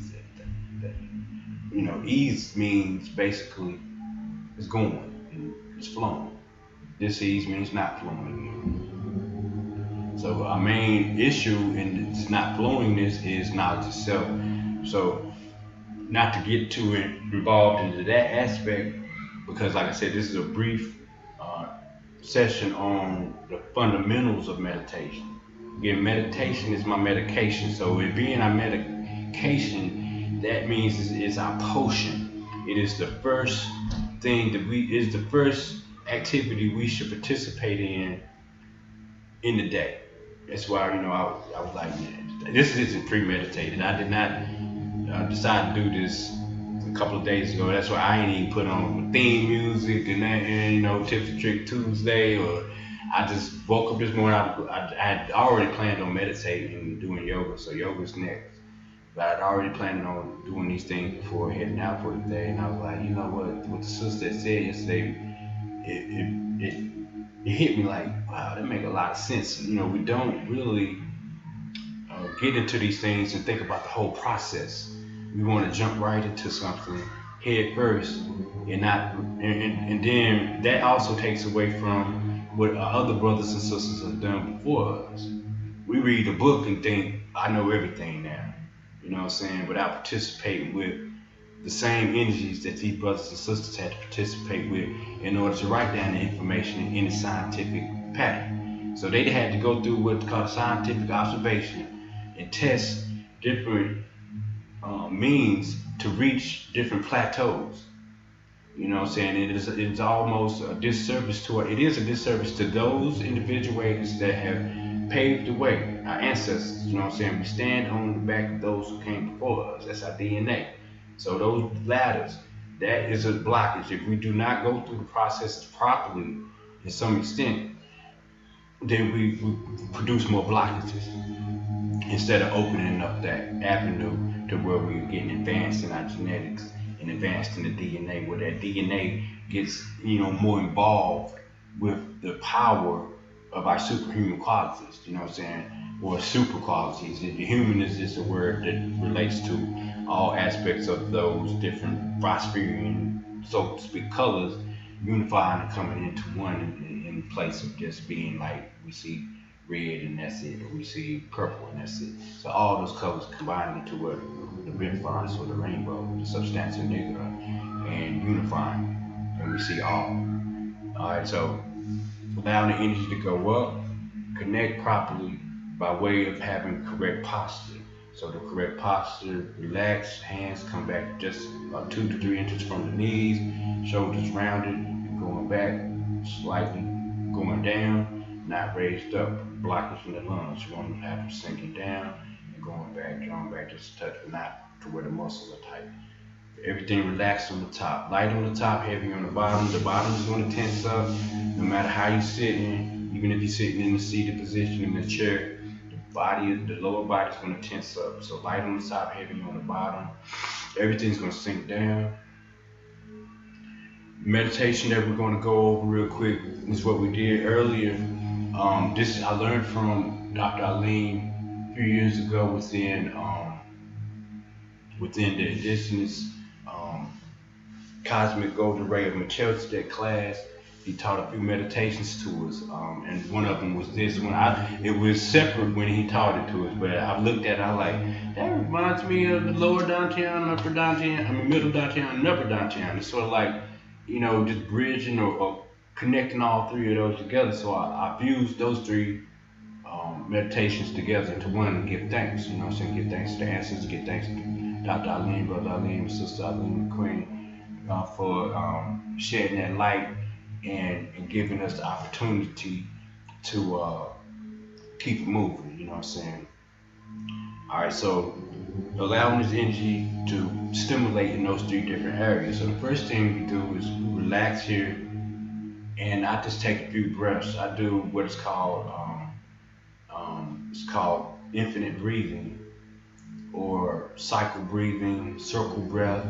But basically what you do is you breathe in, same count, 6-3-6-3. Breathe in 6-3-6-3, but it's going to be 2-4-6. So as you breathe in 2 seconds per glandular structure. So the pineal gland, the thymus gland, and the prostate gland, or the ovaries of the woman. So we breathe in 1, 2, 3, 4, 5, 6. Hold for 3, 1, 2, 3. Then breathe out 1, 2, 3, 4, 5, 6. And then after that one, this is why it's called the infinite breath, or the circle breathing. As it goes in that way, first we're going to deep conscious breathing, normal deep conscious breathing. Exhale, and on the second pattern, or the second process, we're going to reverse breathe. So breathe in 1, 2, 3, 4, 5, 6, same pattern, but in place of allowing that abdomen to go out, we're going to breathe the abdomen in towards the spine as we inhale. So inhaling, we breathe the abdomen towards the spine, hold for 3 seconds at the solar plexus region. Then we're going to breathe out 1, 2, 3, 4, 5, 6, allowing the abdomen to come back out.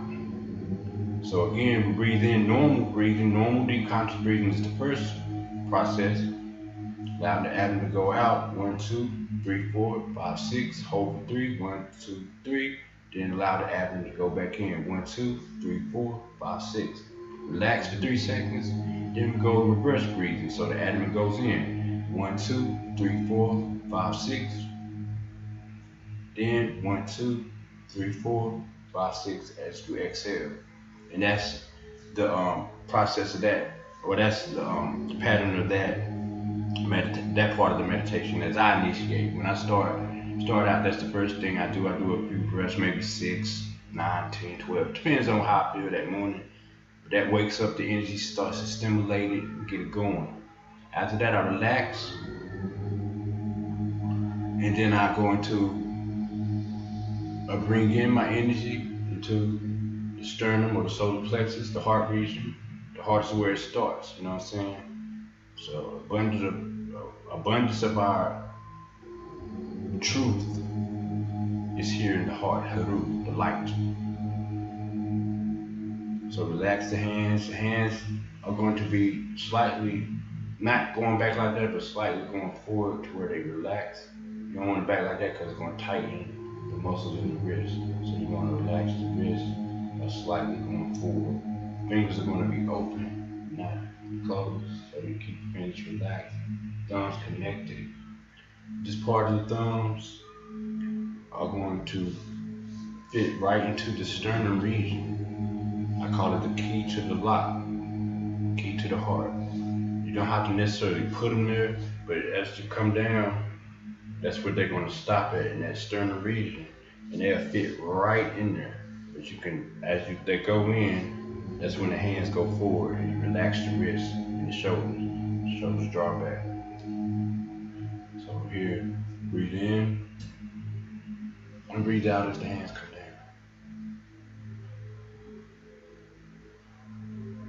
down. Alright, so then here, it's called box breathing. I'm not really, this is advanced, this is more advanced, so I'm not going to go into it too much. I don't want to give you too much to chew on. Like I said, it's process. So you want other elements to practice first in order to master those elements, and then include, or then, introduce the other processes. I don't want to, like I said, I don't want to go too far over your head to where you might, bust a gasket tomorrow, or you might push somebody with your eyes out of a building and you didn't know you had that much potential. So you want to go through it gradually so you won't hurt yourself or others, basically. You know what I'm saying? Alright, so again, Lazu, the statement is nature does not rush itself. So we're not here to rush through like fast food. We didn't have fast food reality. Now let's experience something in a more mindful pattern to where we can really acknowledge and appreciate and accept who we are and everyone else. We're seeing it fast, like that. We ain't really seeing it for what it is. So we gotta slow down. Slow it down a little bit. Slow down the music. Slow down everything. Slow down the visions of what we're seeing. Slow down what we might be smelling. Slow down what we're touching on. Slow down what we are putting our taste buds to. So slow down all the attributes of what we're thinking of as senses into one, mindfulness. Alright, so after doing that, the box breathing, I'm not gonna go through that. After I do the box breathing, then I go into whatever meditative process that I may do that day. Today, like I said, I'm gonna do this threefold. We're gonna stimulate those three energies in this application. So come in, breathe in, rub the hands together, rubbing briskly together in the palms. If your hands are getting stiff, if you're leaning forward, that'll relax the muscles. If you like this, your muscles are gonna get tightened up too fast. So move your hands forward, rub them together. When they warm, place them, men, left hand on bottom, right on top, women, right hand on bottom, left hand on top. You breathe in once through the nose, then sip 2 times through the mouth, breathing in twice from the mouth. And then we're gonna lean forward while holding our hands on the abdomen, and we're gonna count 11 seconds. 1, 2, 3, 4, 5, 6, 7, 8, 9, 10, 11. Then as we come back up, we're gonna breathe out with the sound bzzz, like a bee. Bzzz. As we breathe out. Do this 3 times or more. You know, I just did it 3 times this morning. Normally I do it more than that. So breathe in again. 2 sips. Lean forward. Hold for 11 seconds. 11 heartbeats. 1, 2, 3, 4, 5, 6, 7, 8, 9, 10, 11. Allow the energy to go back up. Really imagine the energy going back up. Then relax. And 3 times once again.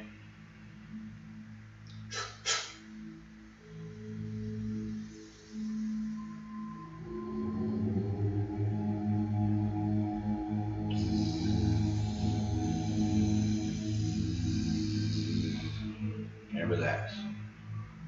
Then from there, that was the 3rd one. So we breathe in again.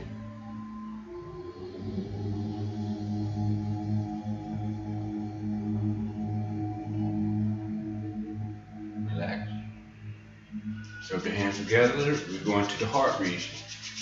So we stimulated the base region, the base chakra, in those 3 areas, in that area, in that section. Now we're going to the solar plexus, the heart region, the heart chakra. And we're going to stimulate the energies in this area. So we breathe in here, and we're going to hold the breath for 30 seconds. So on the breath in, breathe in for 30 heartbeats. 1, 2, 3, 4, 5, 6, 7, 8, 9, 10, 11, 12, 13, 14, 15, 16, 17, 18, 19, 20, 21, 22, 23, 24, 25, 26, 27, 28, 29, 30. Now exhalation, we're going to breathe out ha.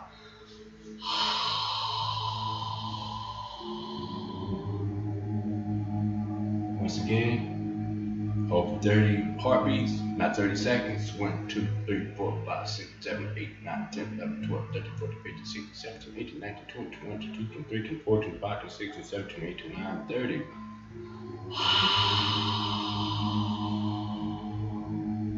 So as you're in heaven, or inhale, as you're in heaven, breathe in.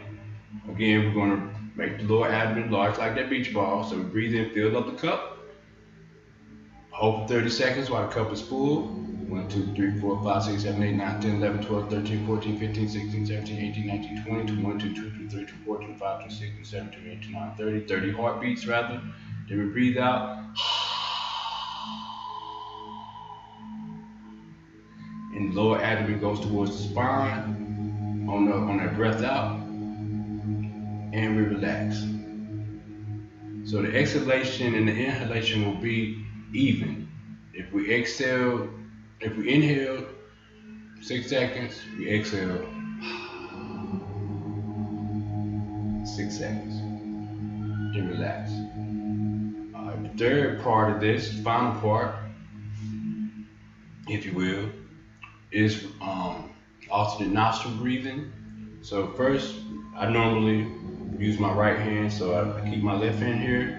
I put it into the wisdom mudra. Basically what you're going to do is you're going to put your thumb and locate it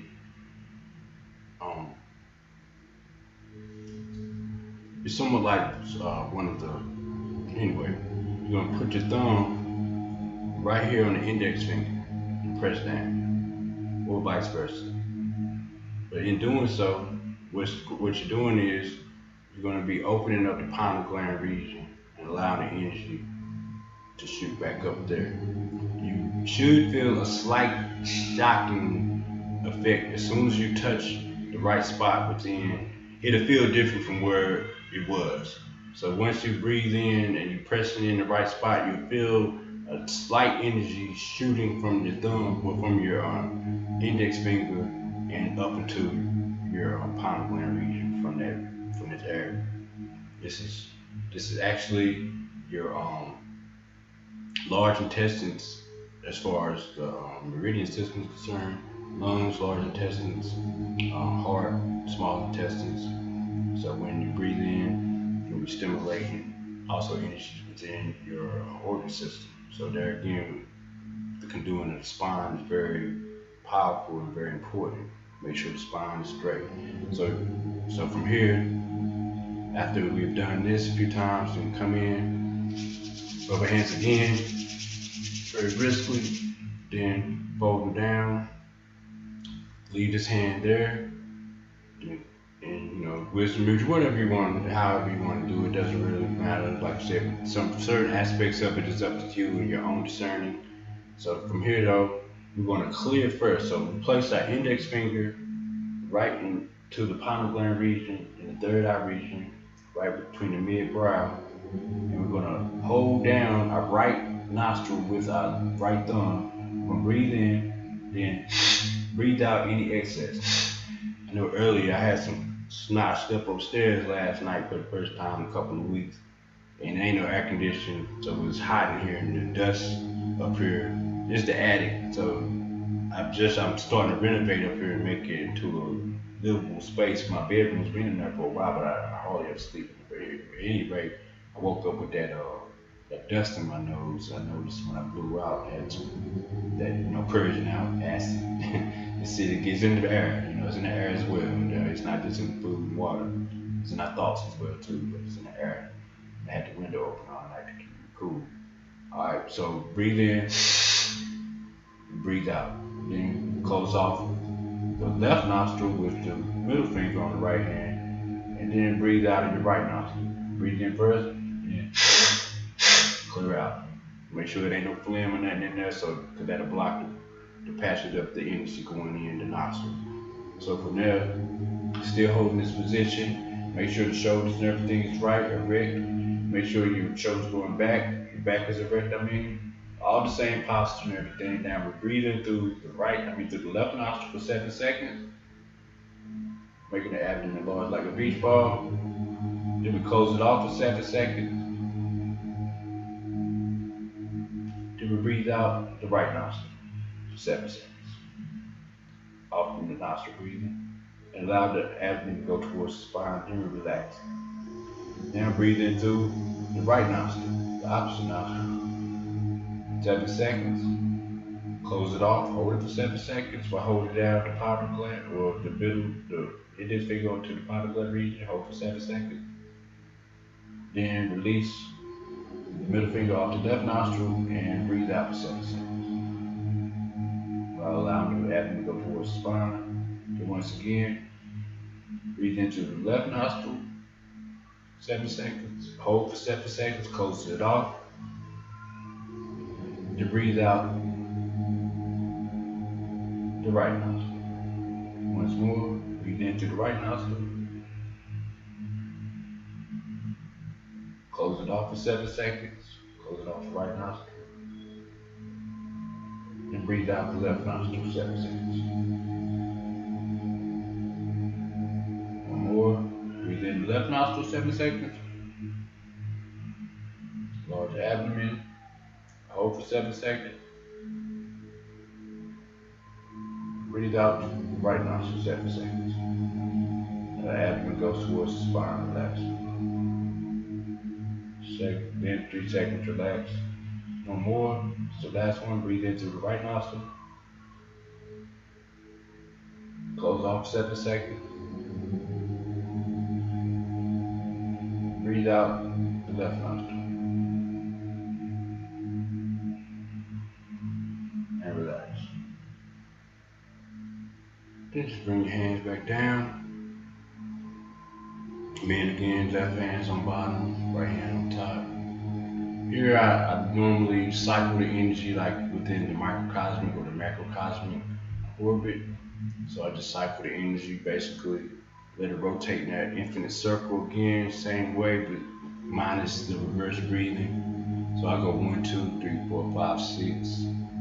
Engage upon all of those three different glands again: the pineal gland, thymus gland, and the prostate gland of men, the ovaries of women, and allow the energy to go back up the spine in the same pattern: 1, 2, 3, 4, 5, 6.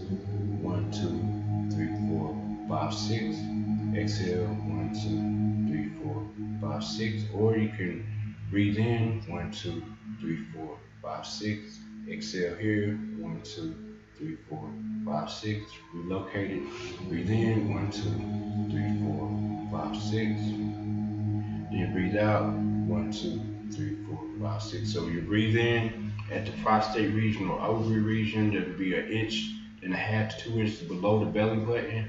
Breathing in the area. Allow it to go up the spine: 1, 2, 3, 4. Just on the opposite. So it'll be from the back. So 1, 2, 3, 4, 5, 6. Breathe out: 1, 2, 3, 4, 5, 6. Breathe in: 1, 2, 3, 4, 5, 6. Breathe out: 1, 2, 3, 4, 5, 6. Or you can go the opposite way. Women go the opposite way. You can go this way: 1, 2, 3, 4, 5, 6. Breathe out: 1, 2, 3, 4, 5, 6. Breathe in: 1, 2, 3, 4, 5, 6. Breathe out: 1, 2, 3, 4, 5, 6. And that's the microcosmic orbit. Look into that. That's not an advanced type of meditation, but you want to start from point zero, basically, because you're gonna end up at point zero again by the latter parts of the meditations. You'll see later on as you start processing, producing, you notice that the activities or exercises are something that are superficial. The main gist of meditation is connection or the unification, again, symmetry of the spiritual and the physical. So through different practices and scientific, you know, organization or organizing it through a scientific pattern, we develop cosmic principles that are interconnected with what we would call the forces of creation. So these principles or these descriptions, when unified or when abridged by way of titles such as Ra, so Nupu Ra. So earlier I went through the meditation, I like Nupu, like Nupu Basti, saying I am the divine dark soul. So when we're going through the meditation, we like Nupu Ra, or again another one inside of the is Nupu Nefertim. So Nupu Nefertim means I am the beautiful complete. So we're sitting in meditation and we say Nupu Nefertim. Nupu Nefertim, I am the beautiful and complete. So it goes into the subconscious DNA in that repetition of you brainwashing yourself or cleaning or purging yourself of the impurities and allowing these powerful statements, mantras, haikus, to go within the DNA, and then it enhances and advances your genetic composition and re-enlivens or awakens or haru rising. The horizon starts to flourish once again, and then again, like I was saying earlier, fruition starts to be produced within your life, and that power you starts to be present more and predominate your life in place of the weak, stationary um, person or persona that had been developed by way of sound, person, meaning through sound, by way of what we was telling ourselves prior to engaging upon those divine cosmic principles that are in conjunction with divine titles such as the Natil or the Natiru. Alright, so those divine titles, when connected with cosmic principles or descriptions and done on a daily basis like that within the yoga system, scientifically has been proven to give those individual dual selves certain abilities and qualities by engaging upon those practices in this process and functioning in this process properly and correctly.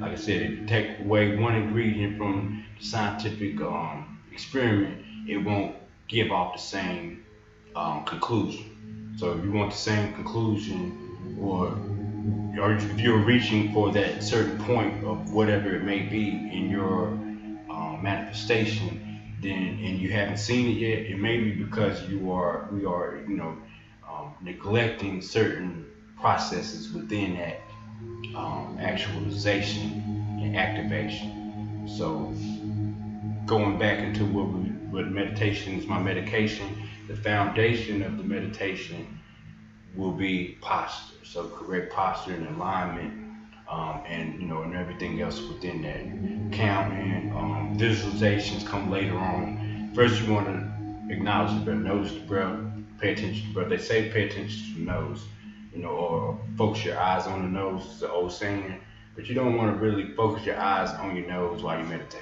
You go cross-eyed, might get a headache. What that really is implying is focus on the breath as you breathe in and out. Focus on the count so it won't be so much distortion within our thinking to where these thoughts, these transitory thoughts that are coming in left and right and all over the place start to accumulate, and then we got the distractions all over again. So we need some type of distraction or some type of bone to chew on so to where we ain't focusing on that shot. So, get the newspaper, hold mama's hand or whatever in tight grip, while we're getting that shot or whatever, what I'm saying? We need something not to focus on the actual thing that's going on, because then we're just going to be so distracted and caught up on that fear again, and the amygdala start to doing that forward spin or whatever instead of reverse spin and getting collecting energy. We start to form back to this physical fear based reality all over again. Unpurposely, it might not be our intention, but so intent over force. Try to, again, don't just try. Over time, it will develop. It's a process. It's not going to happen overnight. So over time, develop that the stillness, the non-movement in your meditation. Even if you're outside and the bugs come, that's when you get strong. When you don't move and that bug get on you. You know what I'm saying? You see them pictures and stuff. The Africans, they don't kill the bug like we were saying earlier. They allow it to fly with your land. But sit in your still moment. Breathe in, focus on the breath. That's going to initiate the process over time to where, other things start coming to you, in your meditation. Learn more meditations after we develop this part. It doesn't have to be in lotus like this or half lotus. You can sit in the easy pose, what they call easy pose, or the Indian position. You know what I'm saying? Or you can sit in half lotus, or full lotus. Not full lotus, so lotus. Full lotus is where the arm, the legs, come over, drape over the shoulders and all that. I can't do that. But anyway, so you sit in that manner or in other manners that you feel that are you comfortable with as you build up your strength to sit in other positions as well. All right, so that is meditation. Is my medication. Again, like I said the other day, I heard myself scraped up all that. Everybody looking at me like one dude sat there and said, "Damn, he said you sick." This is Caucasian brother sitting right there. He's like, he younger than me. Where I work at, everybody in the house, it's a recovery center basically for recovering addicts and alcoholics. So it's a rehab center, halfway house or whatever. That's not really halfway because they stay there for a full year. But basically, most of the brothers there are younger than me, and one brother asked me, well, I don't know why it came up in conversation, maybe because he saw how I was moving, and he asked me how old I was, and I asked him, I said, how old do you think I am? He said, about 35, 36. I hugged him. I said, well, thank you, bro. That's what's up. He was about 10 years off, but I was like, that's good. Shit, I'll take 35. I feel, like I said, I feel like I'm about 21, 18, 21, physically.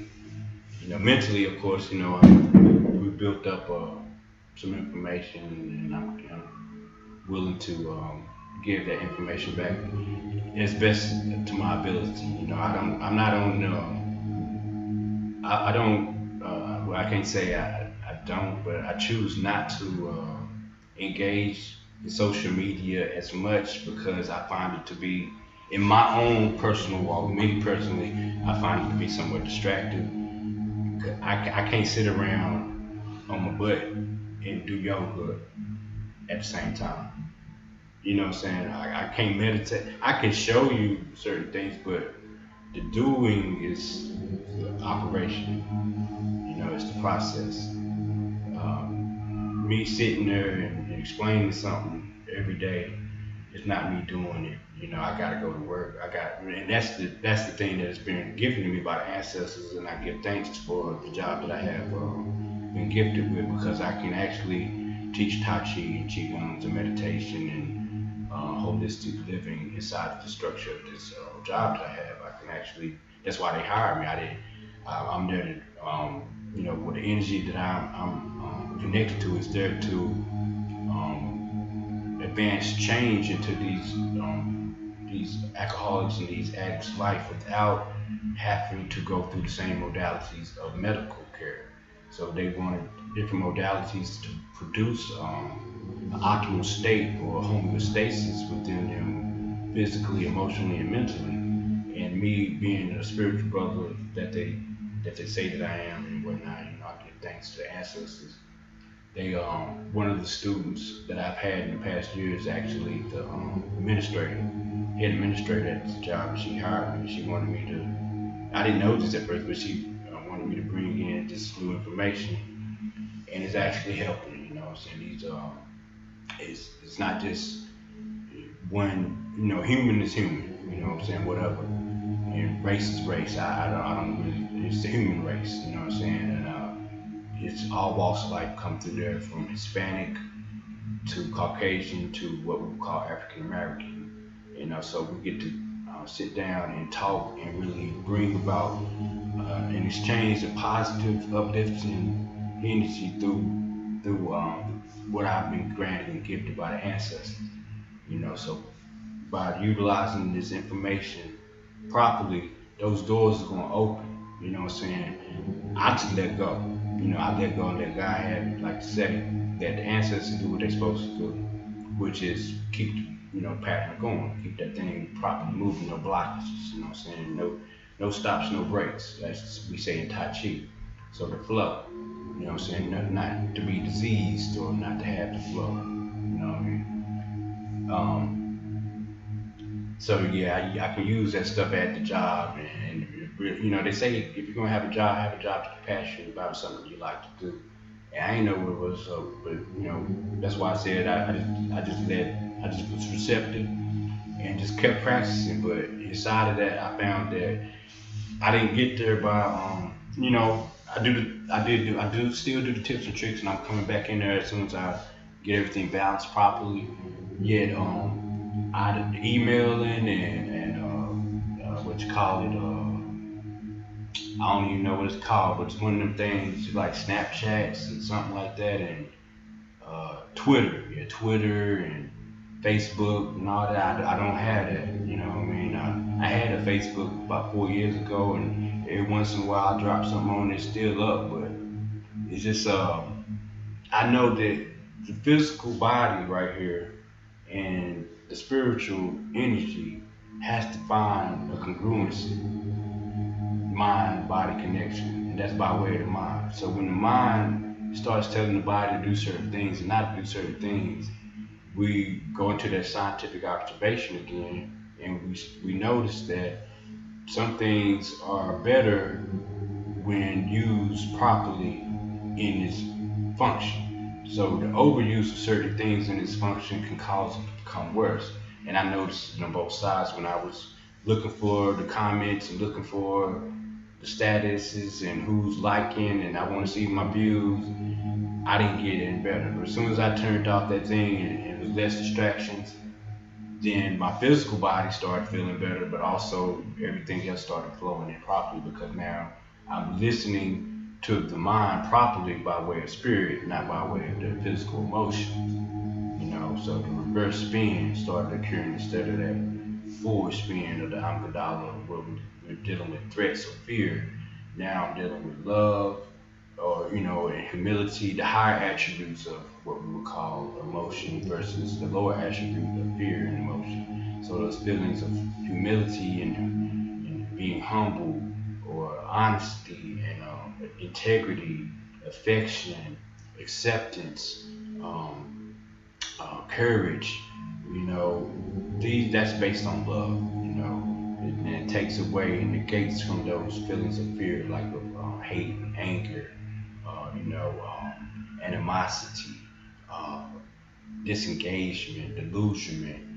These feelings that endure, that are that are generated by fear, or the fear emotion, are based on the external reality and things that we have become threatened by in our subconscious, so to speak. Real quick, like for instance, if I am afraid of water and I don't know why I'm afraid of water, it may be due to a catastrophic event that happened 10,000 years ago, where we were living at the base of a mountain and a flood came through, or waters came through off the top of the ice glaciers melted or something, and the water came down and flooded the whole base of the mountain. So we decided not to live at the base of mountains no more.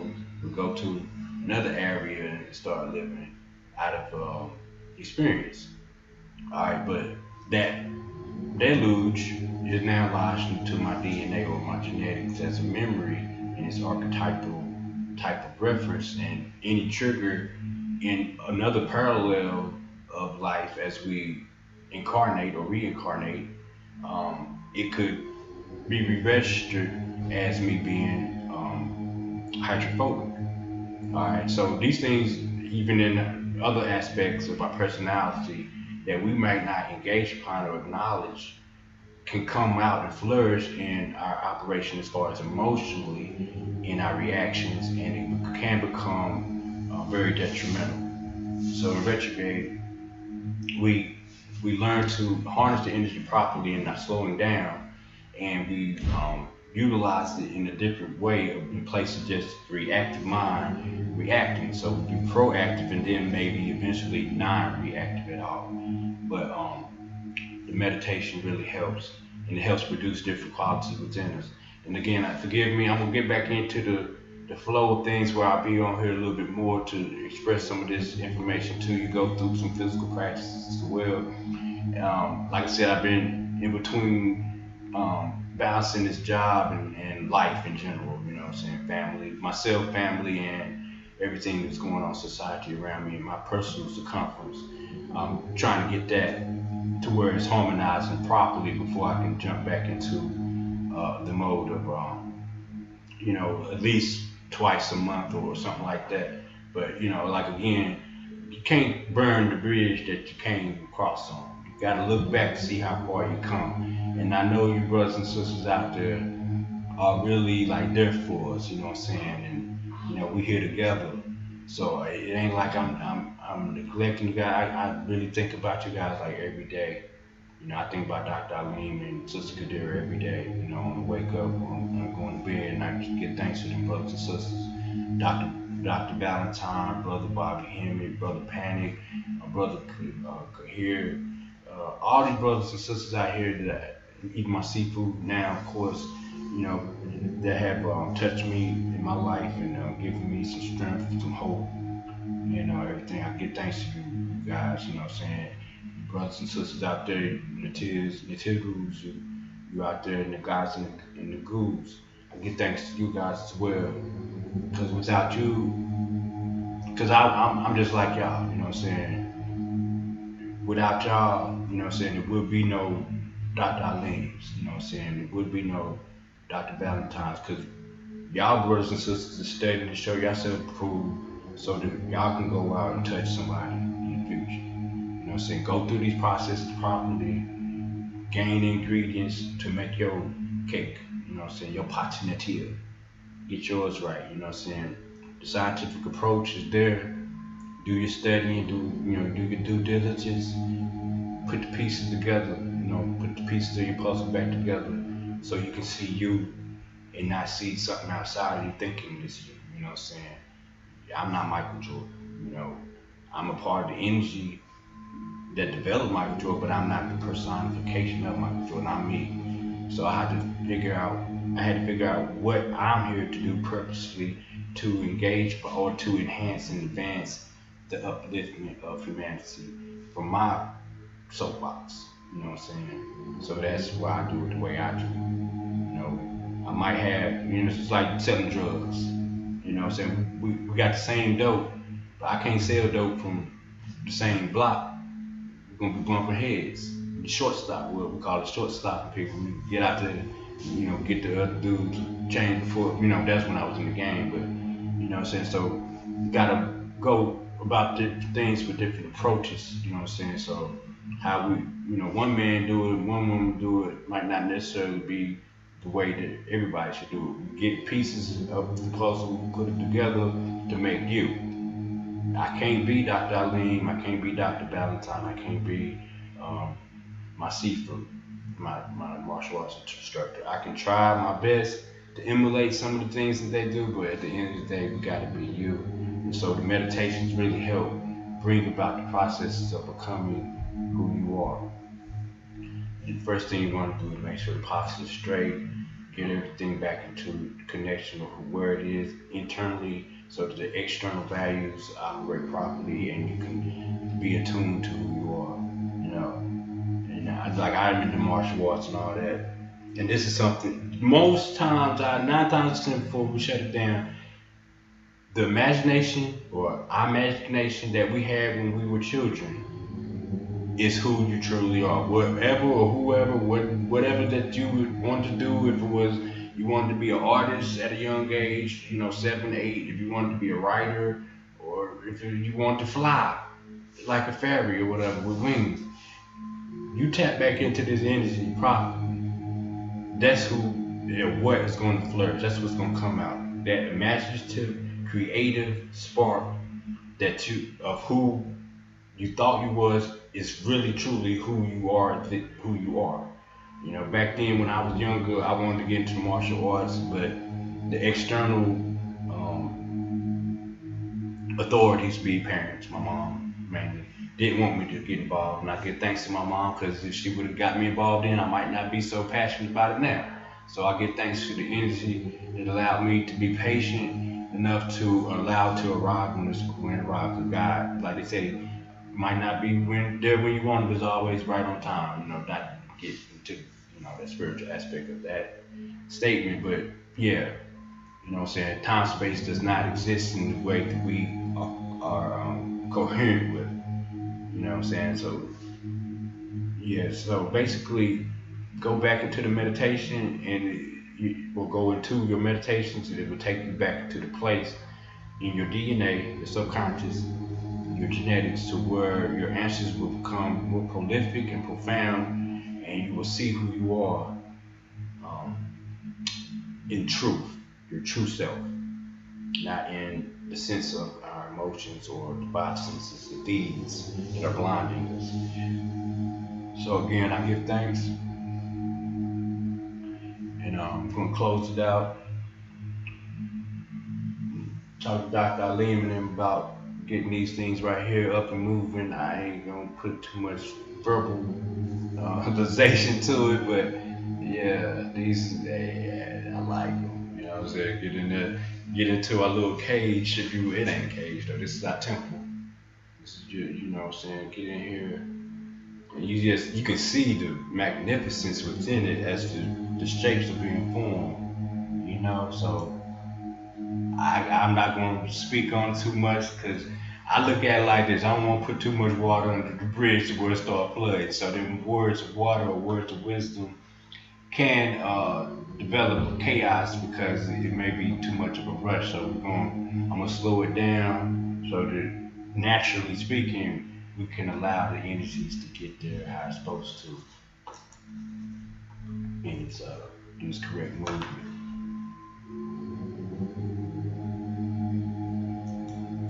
So we're gonna close out in just a few.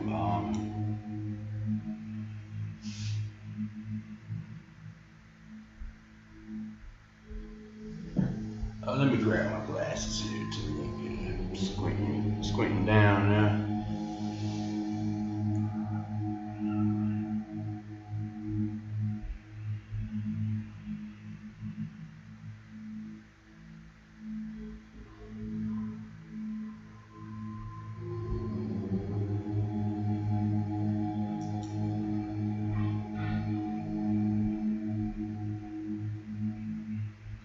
Um, yes, Kamala Khalik Al Mahid, Bey. I'm gonna answer the questions if you have any. If you have any more before I close out, feel free to pose those questions in the next few minutes. I don't know exactly what the hour is at the moment.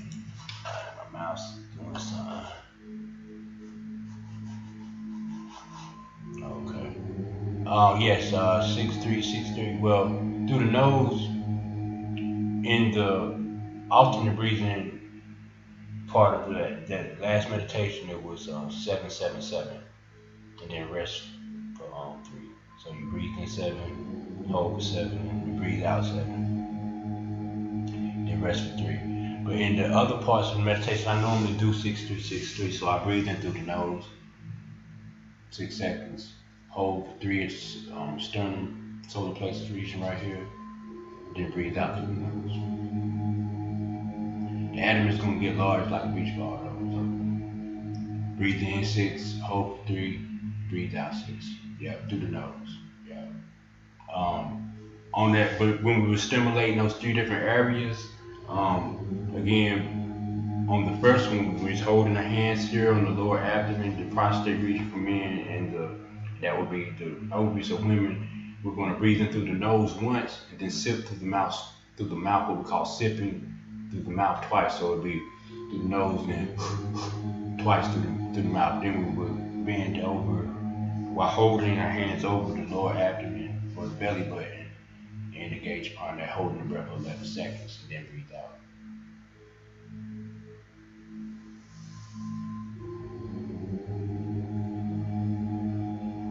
On the Nubian, okay, and the effects of your meditation. You're talking about the Nubian pyramid. It's basically copper. So you got 4 directions, 4 angles, the 4 modalities, 4 different. Of course, it's you know, you have a tetrahedron, a pyramid. So the um, the pyramid, of course, is you. You know what I'm saying? So in the meditation, as you can see, you're flowing down to a mountain. You know, the physical body, the 4 energies: fire, air, water, and earth, connecting, going into spirit, pyramid, fire. So this is a giza right here. So we have the water here, the base, the emotions, energy and motion, that's flowing up back into the apex, the conduit of the spine, the copper. This is in the pyramid or the mirror. As it reaches the top, it flourishes out to light and goes into the apex, and then goes out and sheds light onto the environment, like in Kemet. You know, so we had this stone up here, limestone, encased around the pyramid as well. It's quartz crystal. You can see I have the stone there. Quartz crystal, say the eyes or the pineal gland, and the magnetite, 72 different magnetite that's surrounding it. As it engulfs into the light and the sound engulfs into the pineal gland region and is properly flowing through the body, then it reorganizes the molecular structure of the body by way of like sound and the Yantra is produced. The physical reality is produced being the physical body. So as you can see, elbows, yeah, pyramids or triangles, elbows, triangles, triangles in the creases here, triangles in the toes. So the more we do it, the more we produce the elementals within the body and allow them to flow properly. Then the body goes into retransformation versus, or goes to regeneration versus degeneration. So in regeneration, that is basically like the 28 days within the month of within a lunar month, where we have 14 and 14. And in the ancient ways, we depicted this as Osar, you know, in its rising and falling, just in the sun, resurrecting. So 14 days of waning, 14 days of waxing. So we wax on, we wax off. We take off energies for 14 days, we put on energies for 14 days. We take off unnecessary physical energies and put in proper spiritual energies. So that 14 to 14 pieces of osar being chopped in and strode around the physical reality. But those are the 14 physical properties and the 14 spiritual properties being fused back together to create 28, or 2 and 8 is 10, a whole. So this whole. So you have the completion of the physical reality within the 14 and 14. Like with Valentine's Day being on the 14th of February, Feb meaning pure or purge, to purify. So we go through a purification process within that second month, if you will, but throughout the cycle of the 12 months, if you will, if it's 12 months, whatever.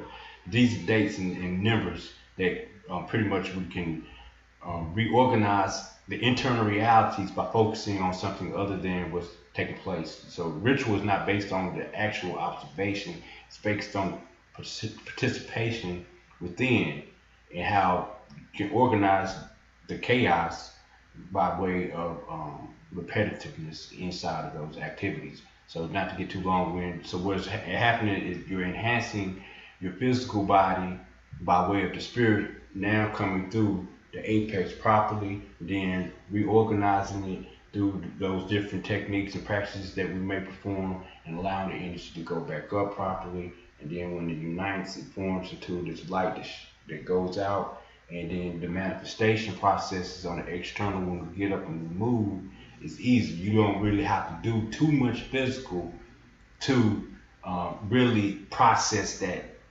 manifestation or whatever. Because now the spirit is going to be moving with the physical in this congruency again, in this balancing act. It's going to be harmonizing. Whereas it won't just be mind and emotions, or the emotions won't be trying to tell the mind something. So therefore, when the spirit tries to get through their property to attune into the physical, it won't be no confusion or complacency within that disagreement um, with our mind and emotions. So this pyramid thing, or the Giza type of instrument here, or in this abstract shape here, enhances that approach.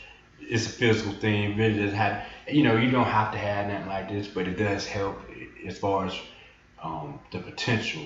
You know, every day I don't use this, but I don't like I'm gonna pick it up and take it with me to work, and I meditate at work as well on the job. So, but when I come home, I tend to get up under here every once in a while, and I've noticed that it does enhance it. I'm not gonna go into it too much, but all those other qualities that have been produced through meditating and practicing different arts and modalities to um, engage upon, or um, bring about the potential of our higher powers, or extrasensory perceptions, higher sensory perceptions. I've noticed that they have been greatly influenced since, and it's only been 2 months, but the things that were happening, like maybe it might be 3 seconds, or maybe like 30 minutes. Now I'm like, whoa, that just 3 seconds? Wow, did I just say that and it's now right here like that? But we are in a time where things are speeding up, or what we call time space is speeding up. And if you are doing things in your day to day, your lifestyle is in conjunction with the growth of nature, or the pattern of nature, then yeah, you in line, and you're gonna be doing some things that's extraordinary, most definitely.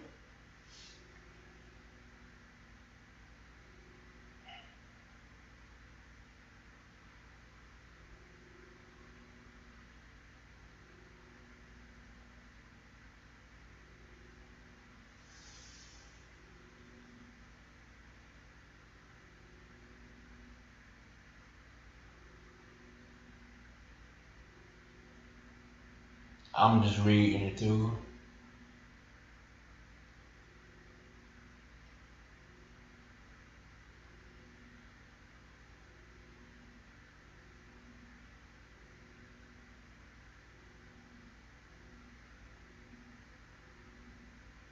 Yes, indeed.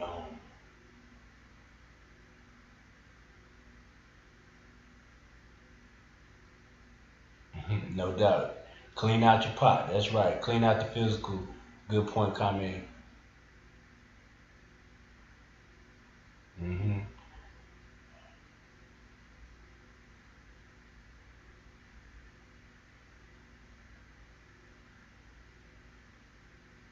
Yeah, it definitely depends on what's on the mind or the daily activities. That's why I mentioned earlier, change of environment, change of lifestyle habits, certain people and energies that we're around can influence the meditation.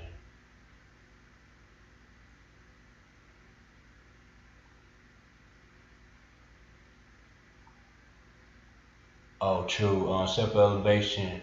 I'm stretching prior, but also the more you do it, um, the less you will have that problem, the leg going to sleep. It happens to all of us when we first start getting into the lotus. You might just want to gauge back from doing the lotus as much. What I did was I just started with half lotus again. When I notice my leg going to sleep, or I get that indention in there from the um, from the foot being in there and to go to sleep from pressing on that point too long.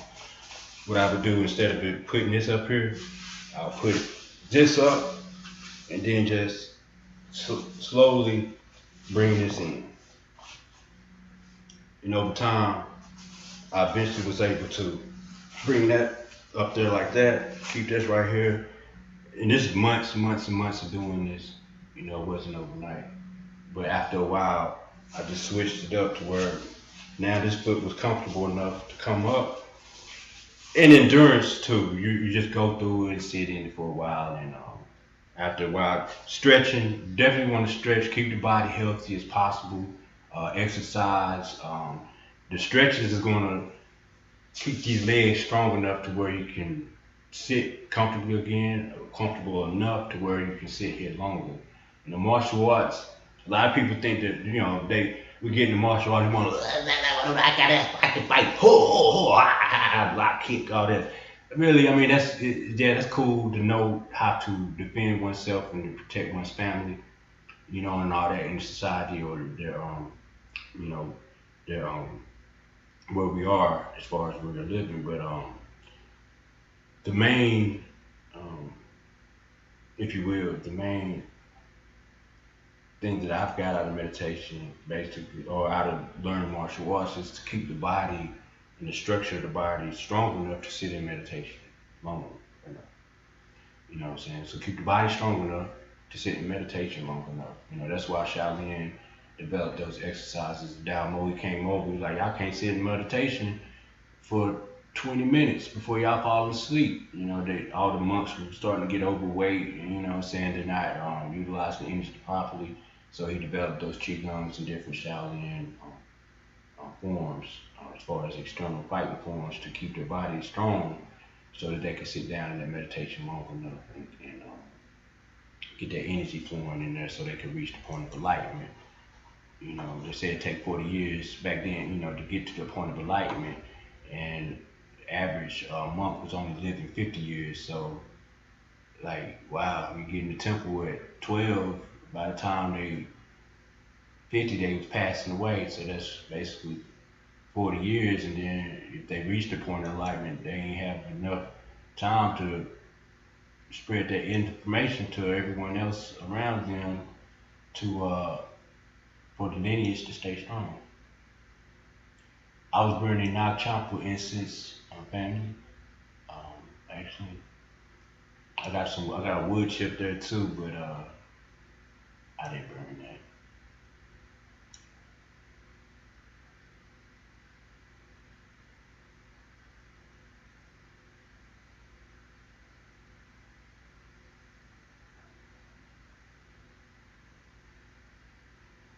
I'm just running through the chat right here real quick. I haven't looked at it too now.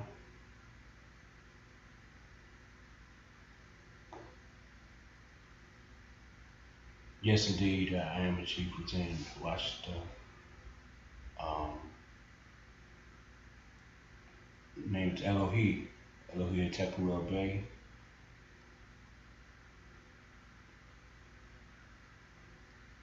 techniques to clean the young lungs. I'm also a Sifu. I teach the martial arts, but this is my passion: the meditations and the qigongs and everything else. I teach the external martial arts as well, and I go over it from time to time. But being a chief, one of my main purposes, I guess, that the ancestors have given me and granted to me is, with being a chief, is to go as natural as possible. Fight or flight is something natural that we do as far as animals are concerned. Human, we are in the animal kingdom, and it is a natural thing that happens. Yet relaxation is also natural as well. So I bring both of them to the table. Yes, I watch Tashi, you know what I'm saying? Jaguars, Wilters, you know what I mean? Roar, you know, then get them tiger claws up and do that thing. Yes, indeed, true indeed, Islam. Um, so yeah, to purge the lungs, and we about to go into autumn too, but I've been purging my lungs because it's crazy summer heat and getting out of the water state or spring, and we into the fire, going to the fire a little bit more. So we about to get into autumn again, but that's the metal. So purge your lungs, you want to do stuff like citrus. You know what I mean? Citrus is very powerful for the lungs. Vitamin C, if you're not supplementing with vitamin C, that is one of the best things to keep in your system throughout the year to allow the immune system to stay as strong as possible. And if you're meditating and you're putting in the right supplements through your food intake or whatever, and you got a good lifestyle, a good way of thinking, it's going to be a lot easier for those energies to be used properly in the body to get out there and do what it got to do as well. So the meditation of deep breathing relaxes the blood or the circulation. So the blood vessels will allow the flow of the blood, the plasma, the photonic energy, the light to go in there and start feeding the cells where the DNA is actually, residing. So when it's in that cellular membrane, it's fluid, whatever. But when that fluid of light, or photons is being processed through there, and we are putting in the good elements, and we deep breathing too, then like I was saying the other day, I fell and all that, and I had operation on my teeth, no pain pills, due to the fact that putting in certain things and doing certain things, not being around certain. A lot of people are like, "What you doing to stay like that?" I see my friends, they same age and everything. What you doing? Look so good. You look so good, right? I might reply, it's not maybe what I'm doing, maybe it's what I'm not doing. You know what I'm saying? So that is basically helping. And while I said 30 minutes, it's been 3 hours. Let me give thanks, give thanks. You know what I'm saying? I think it's been like 3 hours. I don't know the exact hour or what time it is, but it says 3 hours have elapsed up here on the top. And it was early morning. It wasn't premeditated, but it was meditation. You guys, gotta give thanks to you guys participating. Get what you can out of it. Do the postures again. Look it up with Dr. Alim and them. I'm not sure what date. I mean, I do know the dates: 27th to the 29th. I think 27th, 28th, and 29th. That'll be Friday, Saturday, and Sunday of next week. Sister Bria will be having a retreat in Asheville, North Carolina, if I'm not mistaken. But I don't want to give misinformation out. So get in contact with Dr. Alim or look on his page on www.dralim-El-Bey.com, and the information should be up there. I don't have the itinerary as of yet to give you the correct information. Yes. About meditating. Actually, meditation or deep breathing, it doesn't necessarily just have to be meditation. It can be like with the qigong, yoga, whatever type of deep breathe. You can be driving and just taking your deep breaths every day while you're driving. Don't fall asleep at the wheel because your relaxation response will come on. So have something that's going to keep you focused on driving. Over time, you'll be able to do that. But anyway, it's scientifically proven by medical science, if you will, that those who participate in meditation on a day-to-day basis have less susceptibility to upper respiratory infection. So if you deep breathe on a day to day or meditate 10 to 30 minutes at a longer period of time is better. So 10 to 30 minutes versus the 5 minutes or whatnot. Sometimes an hour, if you can get it in there. A meditation a day, 10 to 30 minutes a day, will purge out impurities in the heart. And if you really go into it by what we call scanning or body scanning or guided type of meditations, it's one that I do. It's called the inner smile meditation, where you're going to actually engage upon each organ system. So look into the inner smile meditation, um, and the healing sounds. So you have a healing sound for the lung. It's the metal sound, but it's just like the sound of a snake. So you breathe in the color white going into the lungs, the two lungs. And as you breathe in, your negative thought or the negative emotion will be sadness. The positive thought um, will be happiness. So we reverse the grief and turn it to happiness, or accepting the grief and being happy about whatever it is that we has caused sorrow in our life. It could be the loss of a loved one, or it could be the loss of an activity or something that we like to do. It could be the loss of a car. It could be something that we are grieving on, and it could be a subconscious grief that we're not really focused on. Like, dang, I missed that shoe. I really like them shoes. But that can develop into grief in that pattern of, I really missed this thing, even if it's not conscious there, like it's a problem. It can be an idea, or it could be in our subconscious part of our being, and develop toxicity, because now I'm grieving. So that in that grief, I've developed stress, and that stress develops cortisol in the body. Now I'm reacting, and it forms into it lodges into those different organ systems as disease, and over time can develop to something even more detrimental that we call cancer.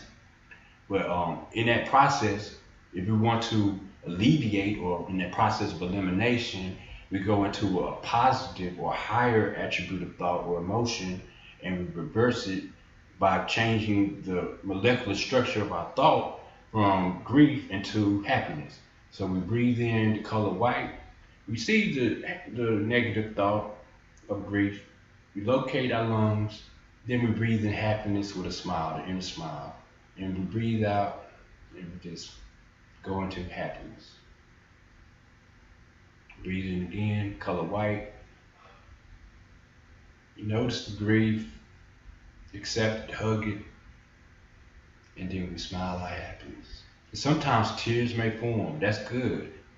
You don't want fire to form too much. Fire feeding fire develops more chaos. So when the tear comes in, as Dr. Arlene's wife, his queen, stated years ago, and it just touched you. It dawned on me when she said it. She said, sometimes we can't fight fire with fire. We gotta cry. We gotta put some water on it. And when she said that, I came to tears, because a whole life we're looking for the fight. And then when she said that, I like, wow, yeah, that is so true. At times we don't need to be out here trying to figure out how I can better myself to hurt something else, or make the situation worse. Sometimes I just need to sit down, be still, and allow myself to cry. They say men don't cry, but no. The real man learn how to cry, and do it right.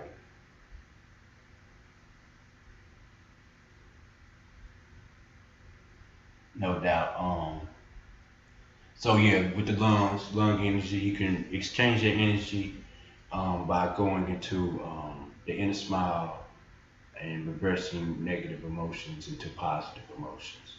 So change that grief into happiness. It doesn't necessarily have to be the grief of a loved one. It can be the grief of an object or an event or something I missed. I didn't go to my senior prom, so now I'm grieving. All my life. It's 30 years later. I ain't even thinking about the prom, but as soon as I see a movie on TV, I get this trigger. So preventing that type of exchange of energy is by going into meditation, and because, like I said, it can develop into unhealthy situation, and not knowing, that it's grief or anger in the lungs that's causing the situation could be detrimental. So knowing is half the battle. You know what I'm saying? So now that I don't know what may have occurred in your life to where the lungs may be an issue, but look into grief, something that has caused sadness in your life. exchange that sadness, accept it, and then hug it and make it happy. And that can help with in the breathing process that you telling yourself you're happy. It's going to clean out those areas that have been blocked by way of now the mind and emotions ain't entangled in some type of opposition where it's a battle with the emotions trying to tell the mind what to do. Now the spirit is going to be in flux with the mind again. So the mind is all, the mind is spirit. So now the spirit is going to be able to flow back through there, that energy and emotion, which it is, and get to the physical property to purge it out in place of that tango effect that's been causing the chaos and putting putrid information into our order system to develop into what we would call bad health or disease.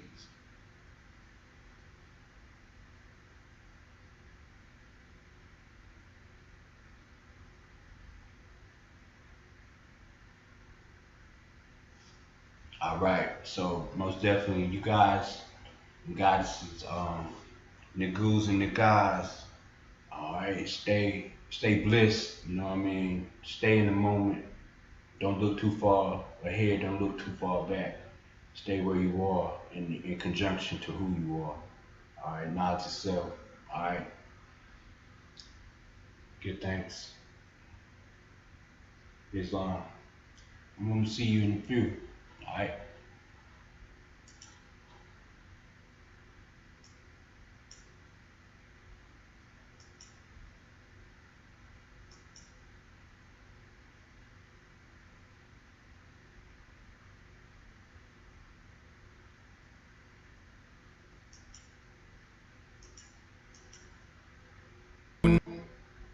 Highs turn to lows and lows turn to highs.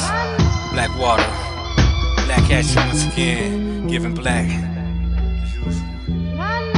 Yeah, giving black a little migration, minus the stagnation, elevation. The power of the melanation, eliminating imposters, dark narrator, chart the stars, cosmic dust, moves rust from eroding cars. I'm Logan, sitting in Lotus at the dojo with Shogun, loading bars and hookahs. Some claim the baller or the shooter, top shotter, name caller. I'm the bell ringer, missing Dale singer, screech saved by the hell bringer. A loose pin in my head caused my dread to fall out. No fear of rules and regulations, laws that have flaws with claws to crawl out. The beast of the belly, flaming heat, torching streets, got me reaching for the Cali, about to go all out.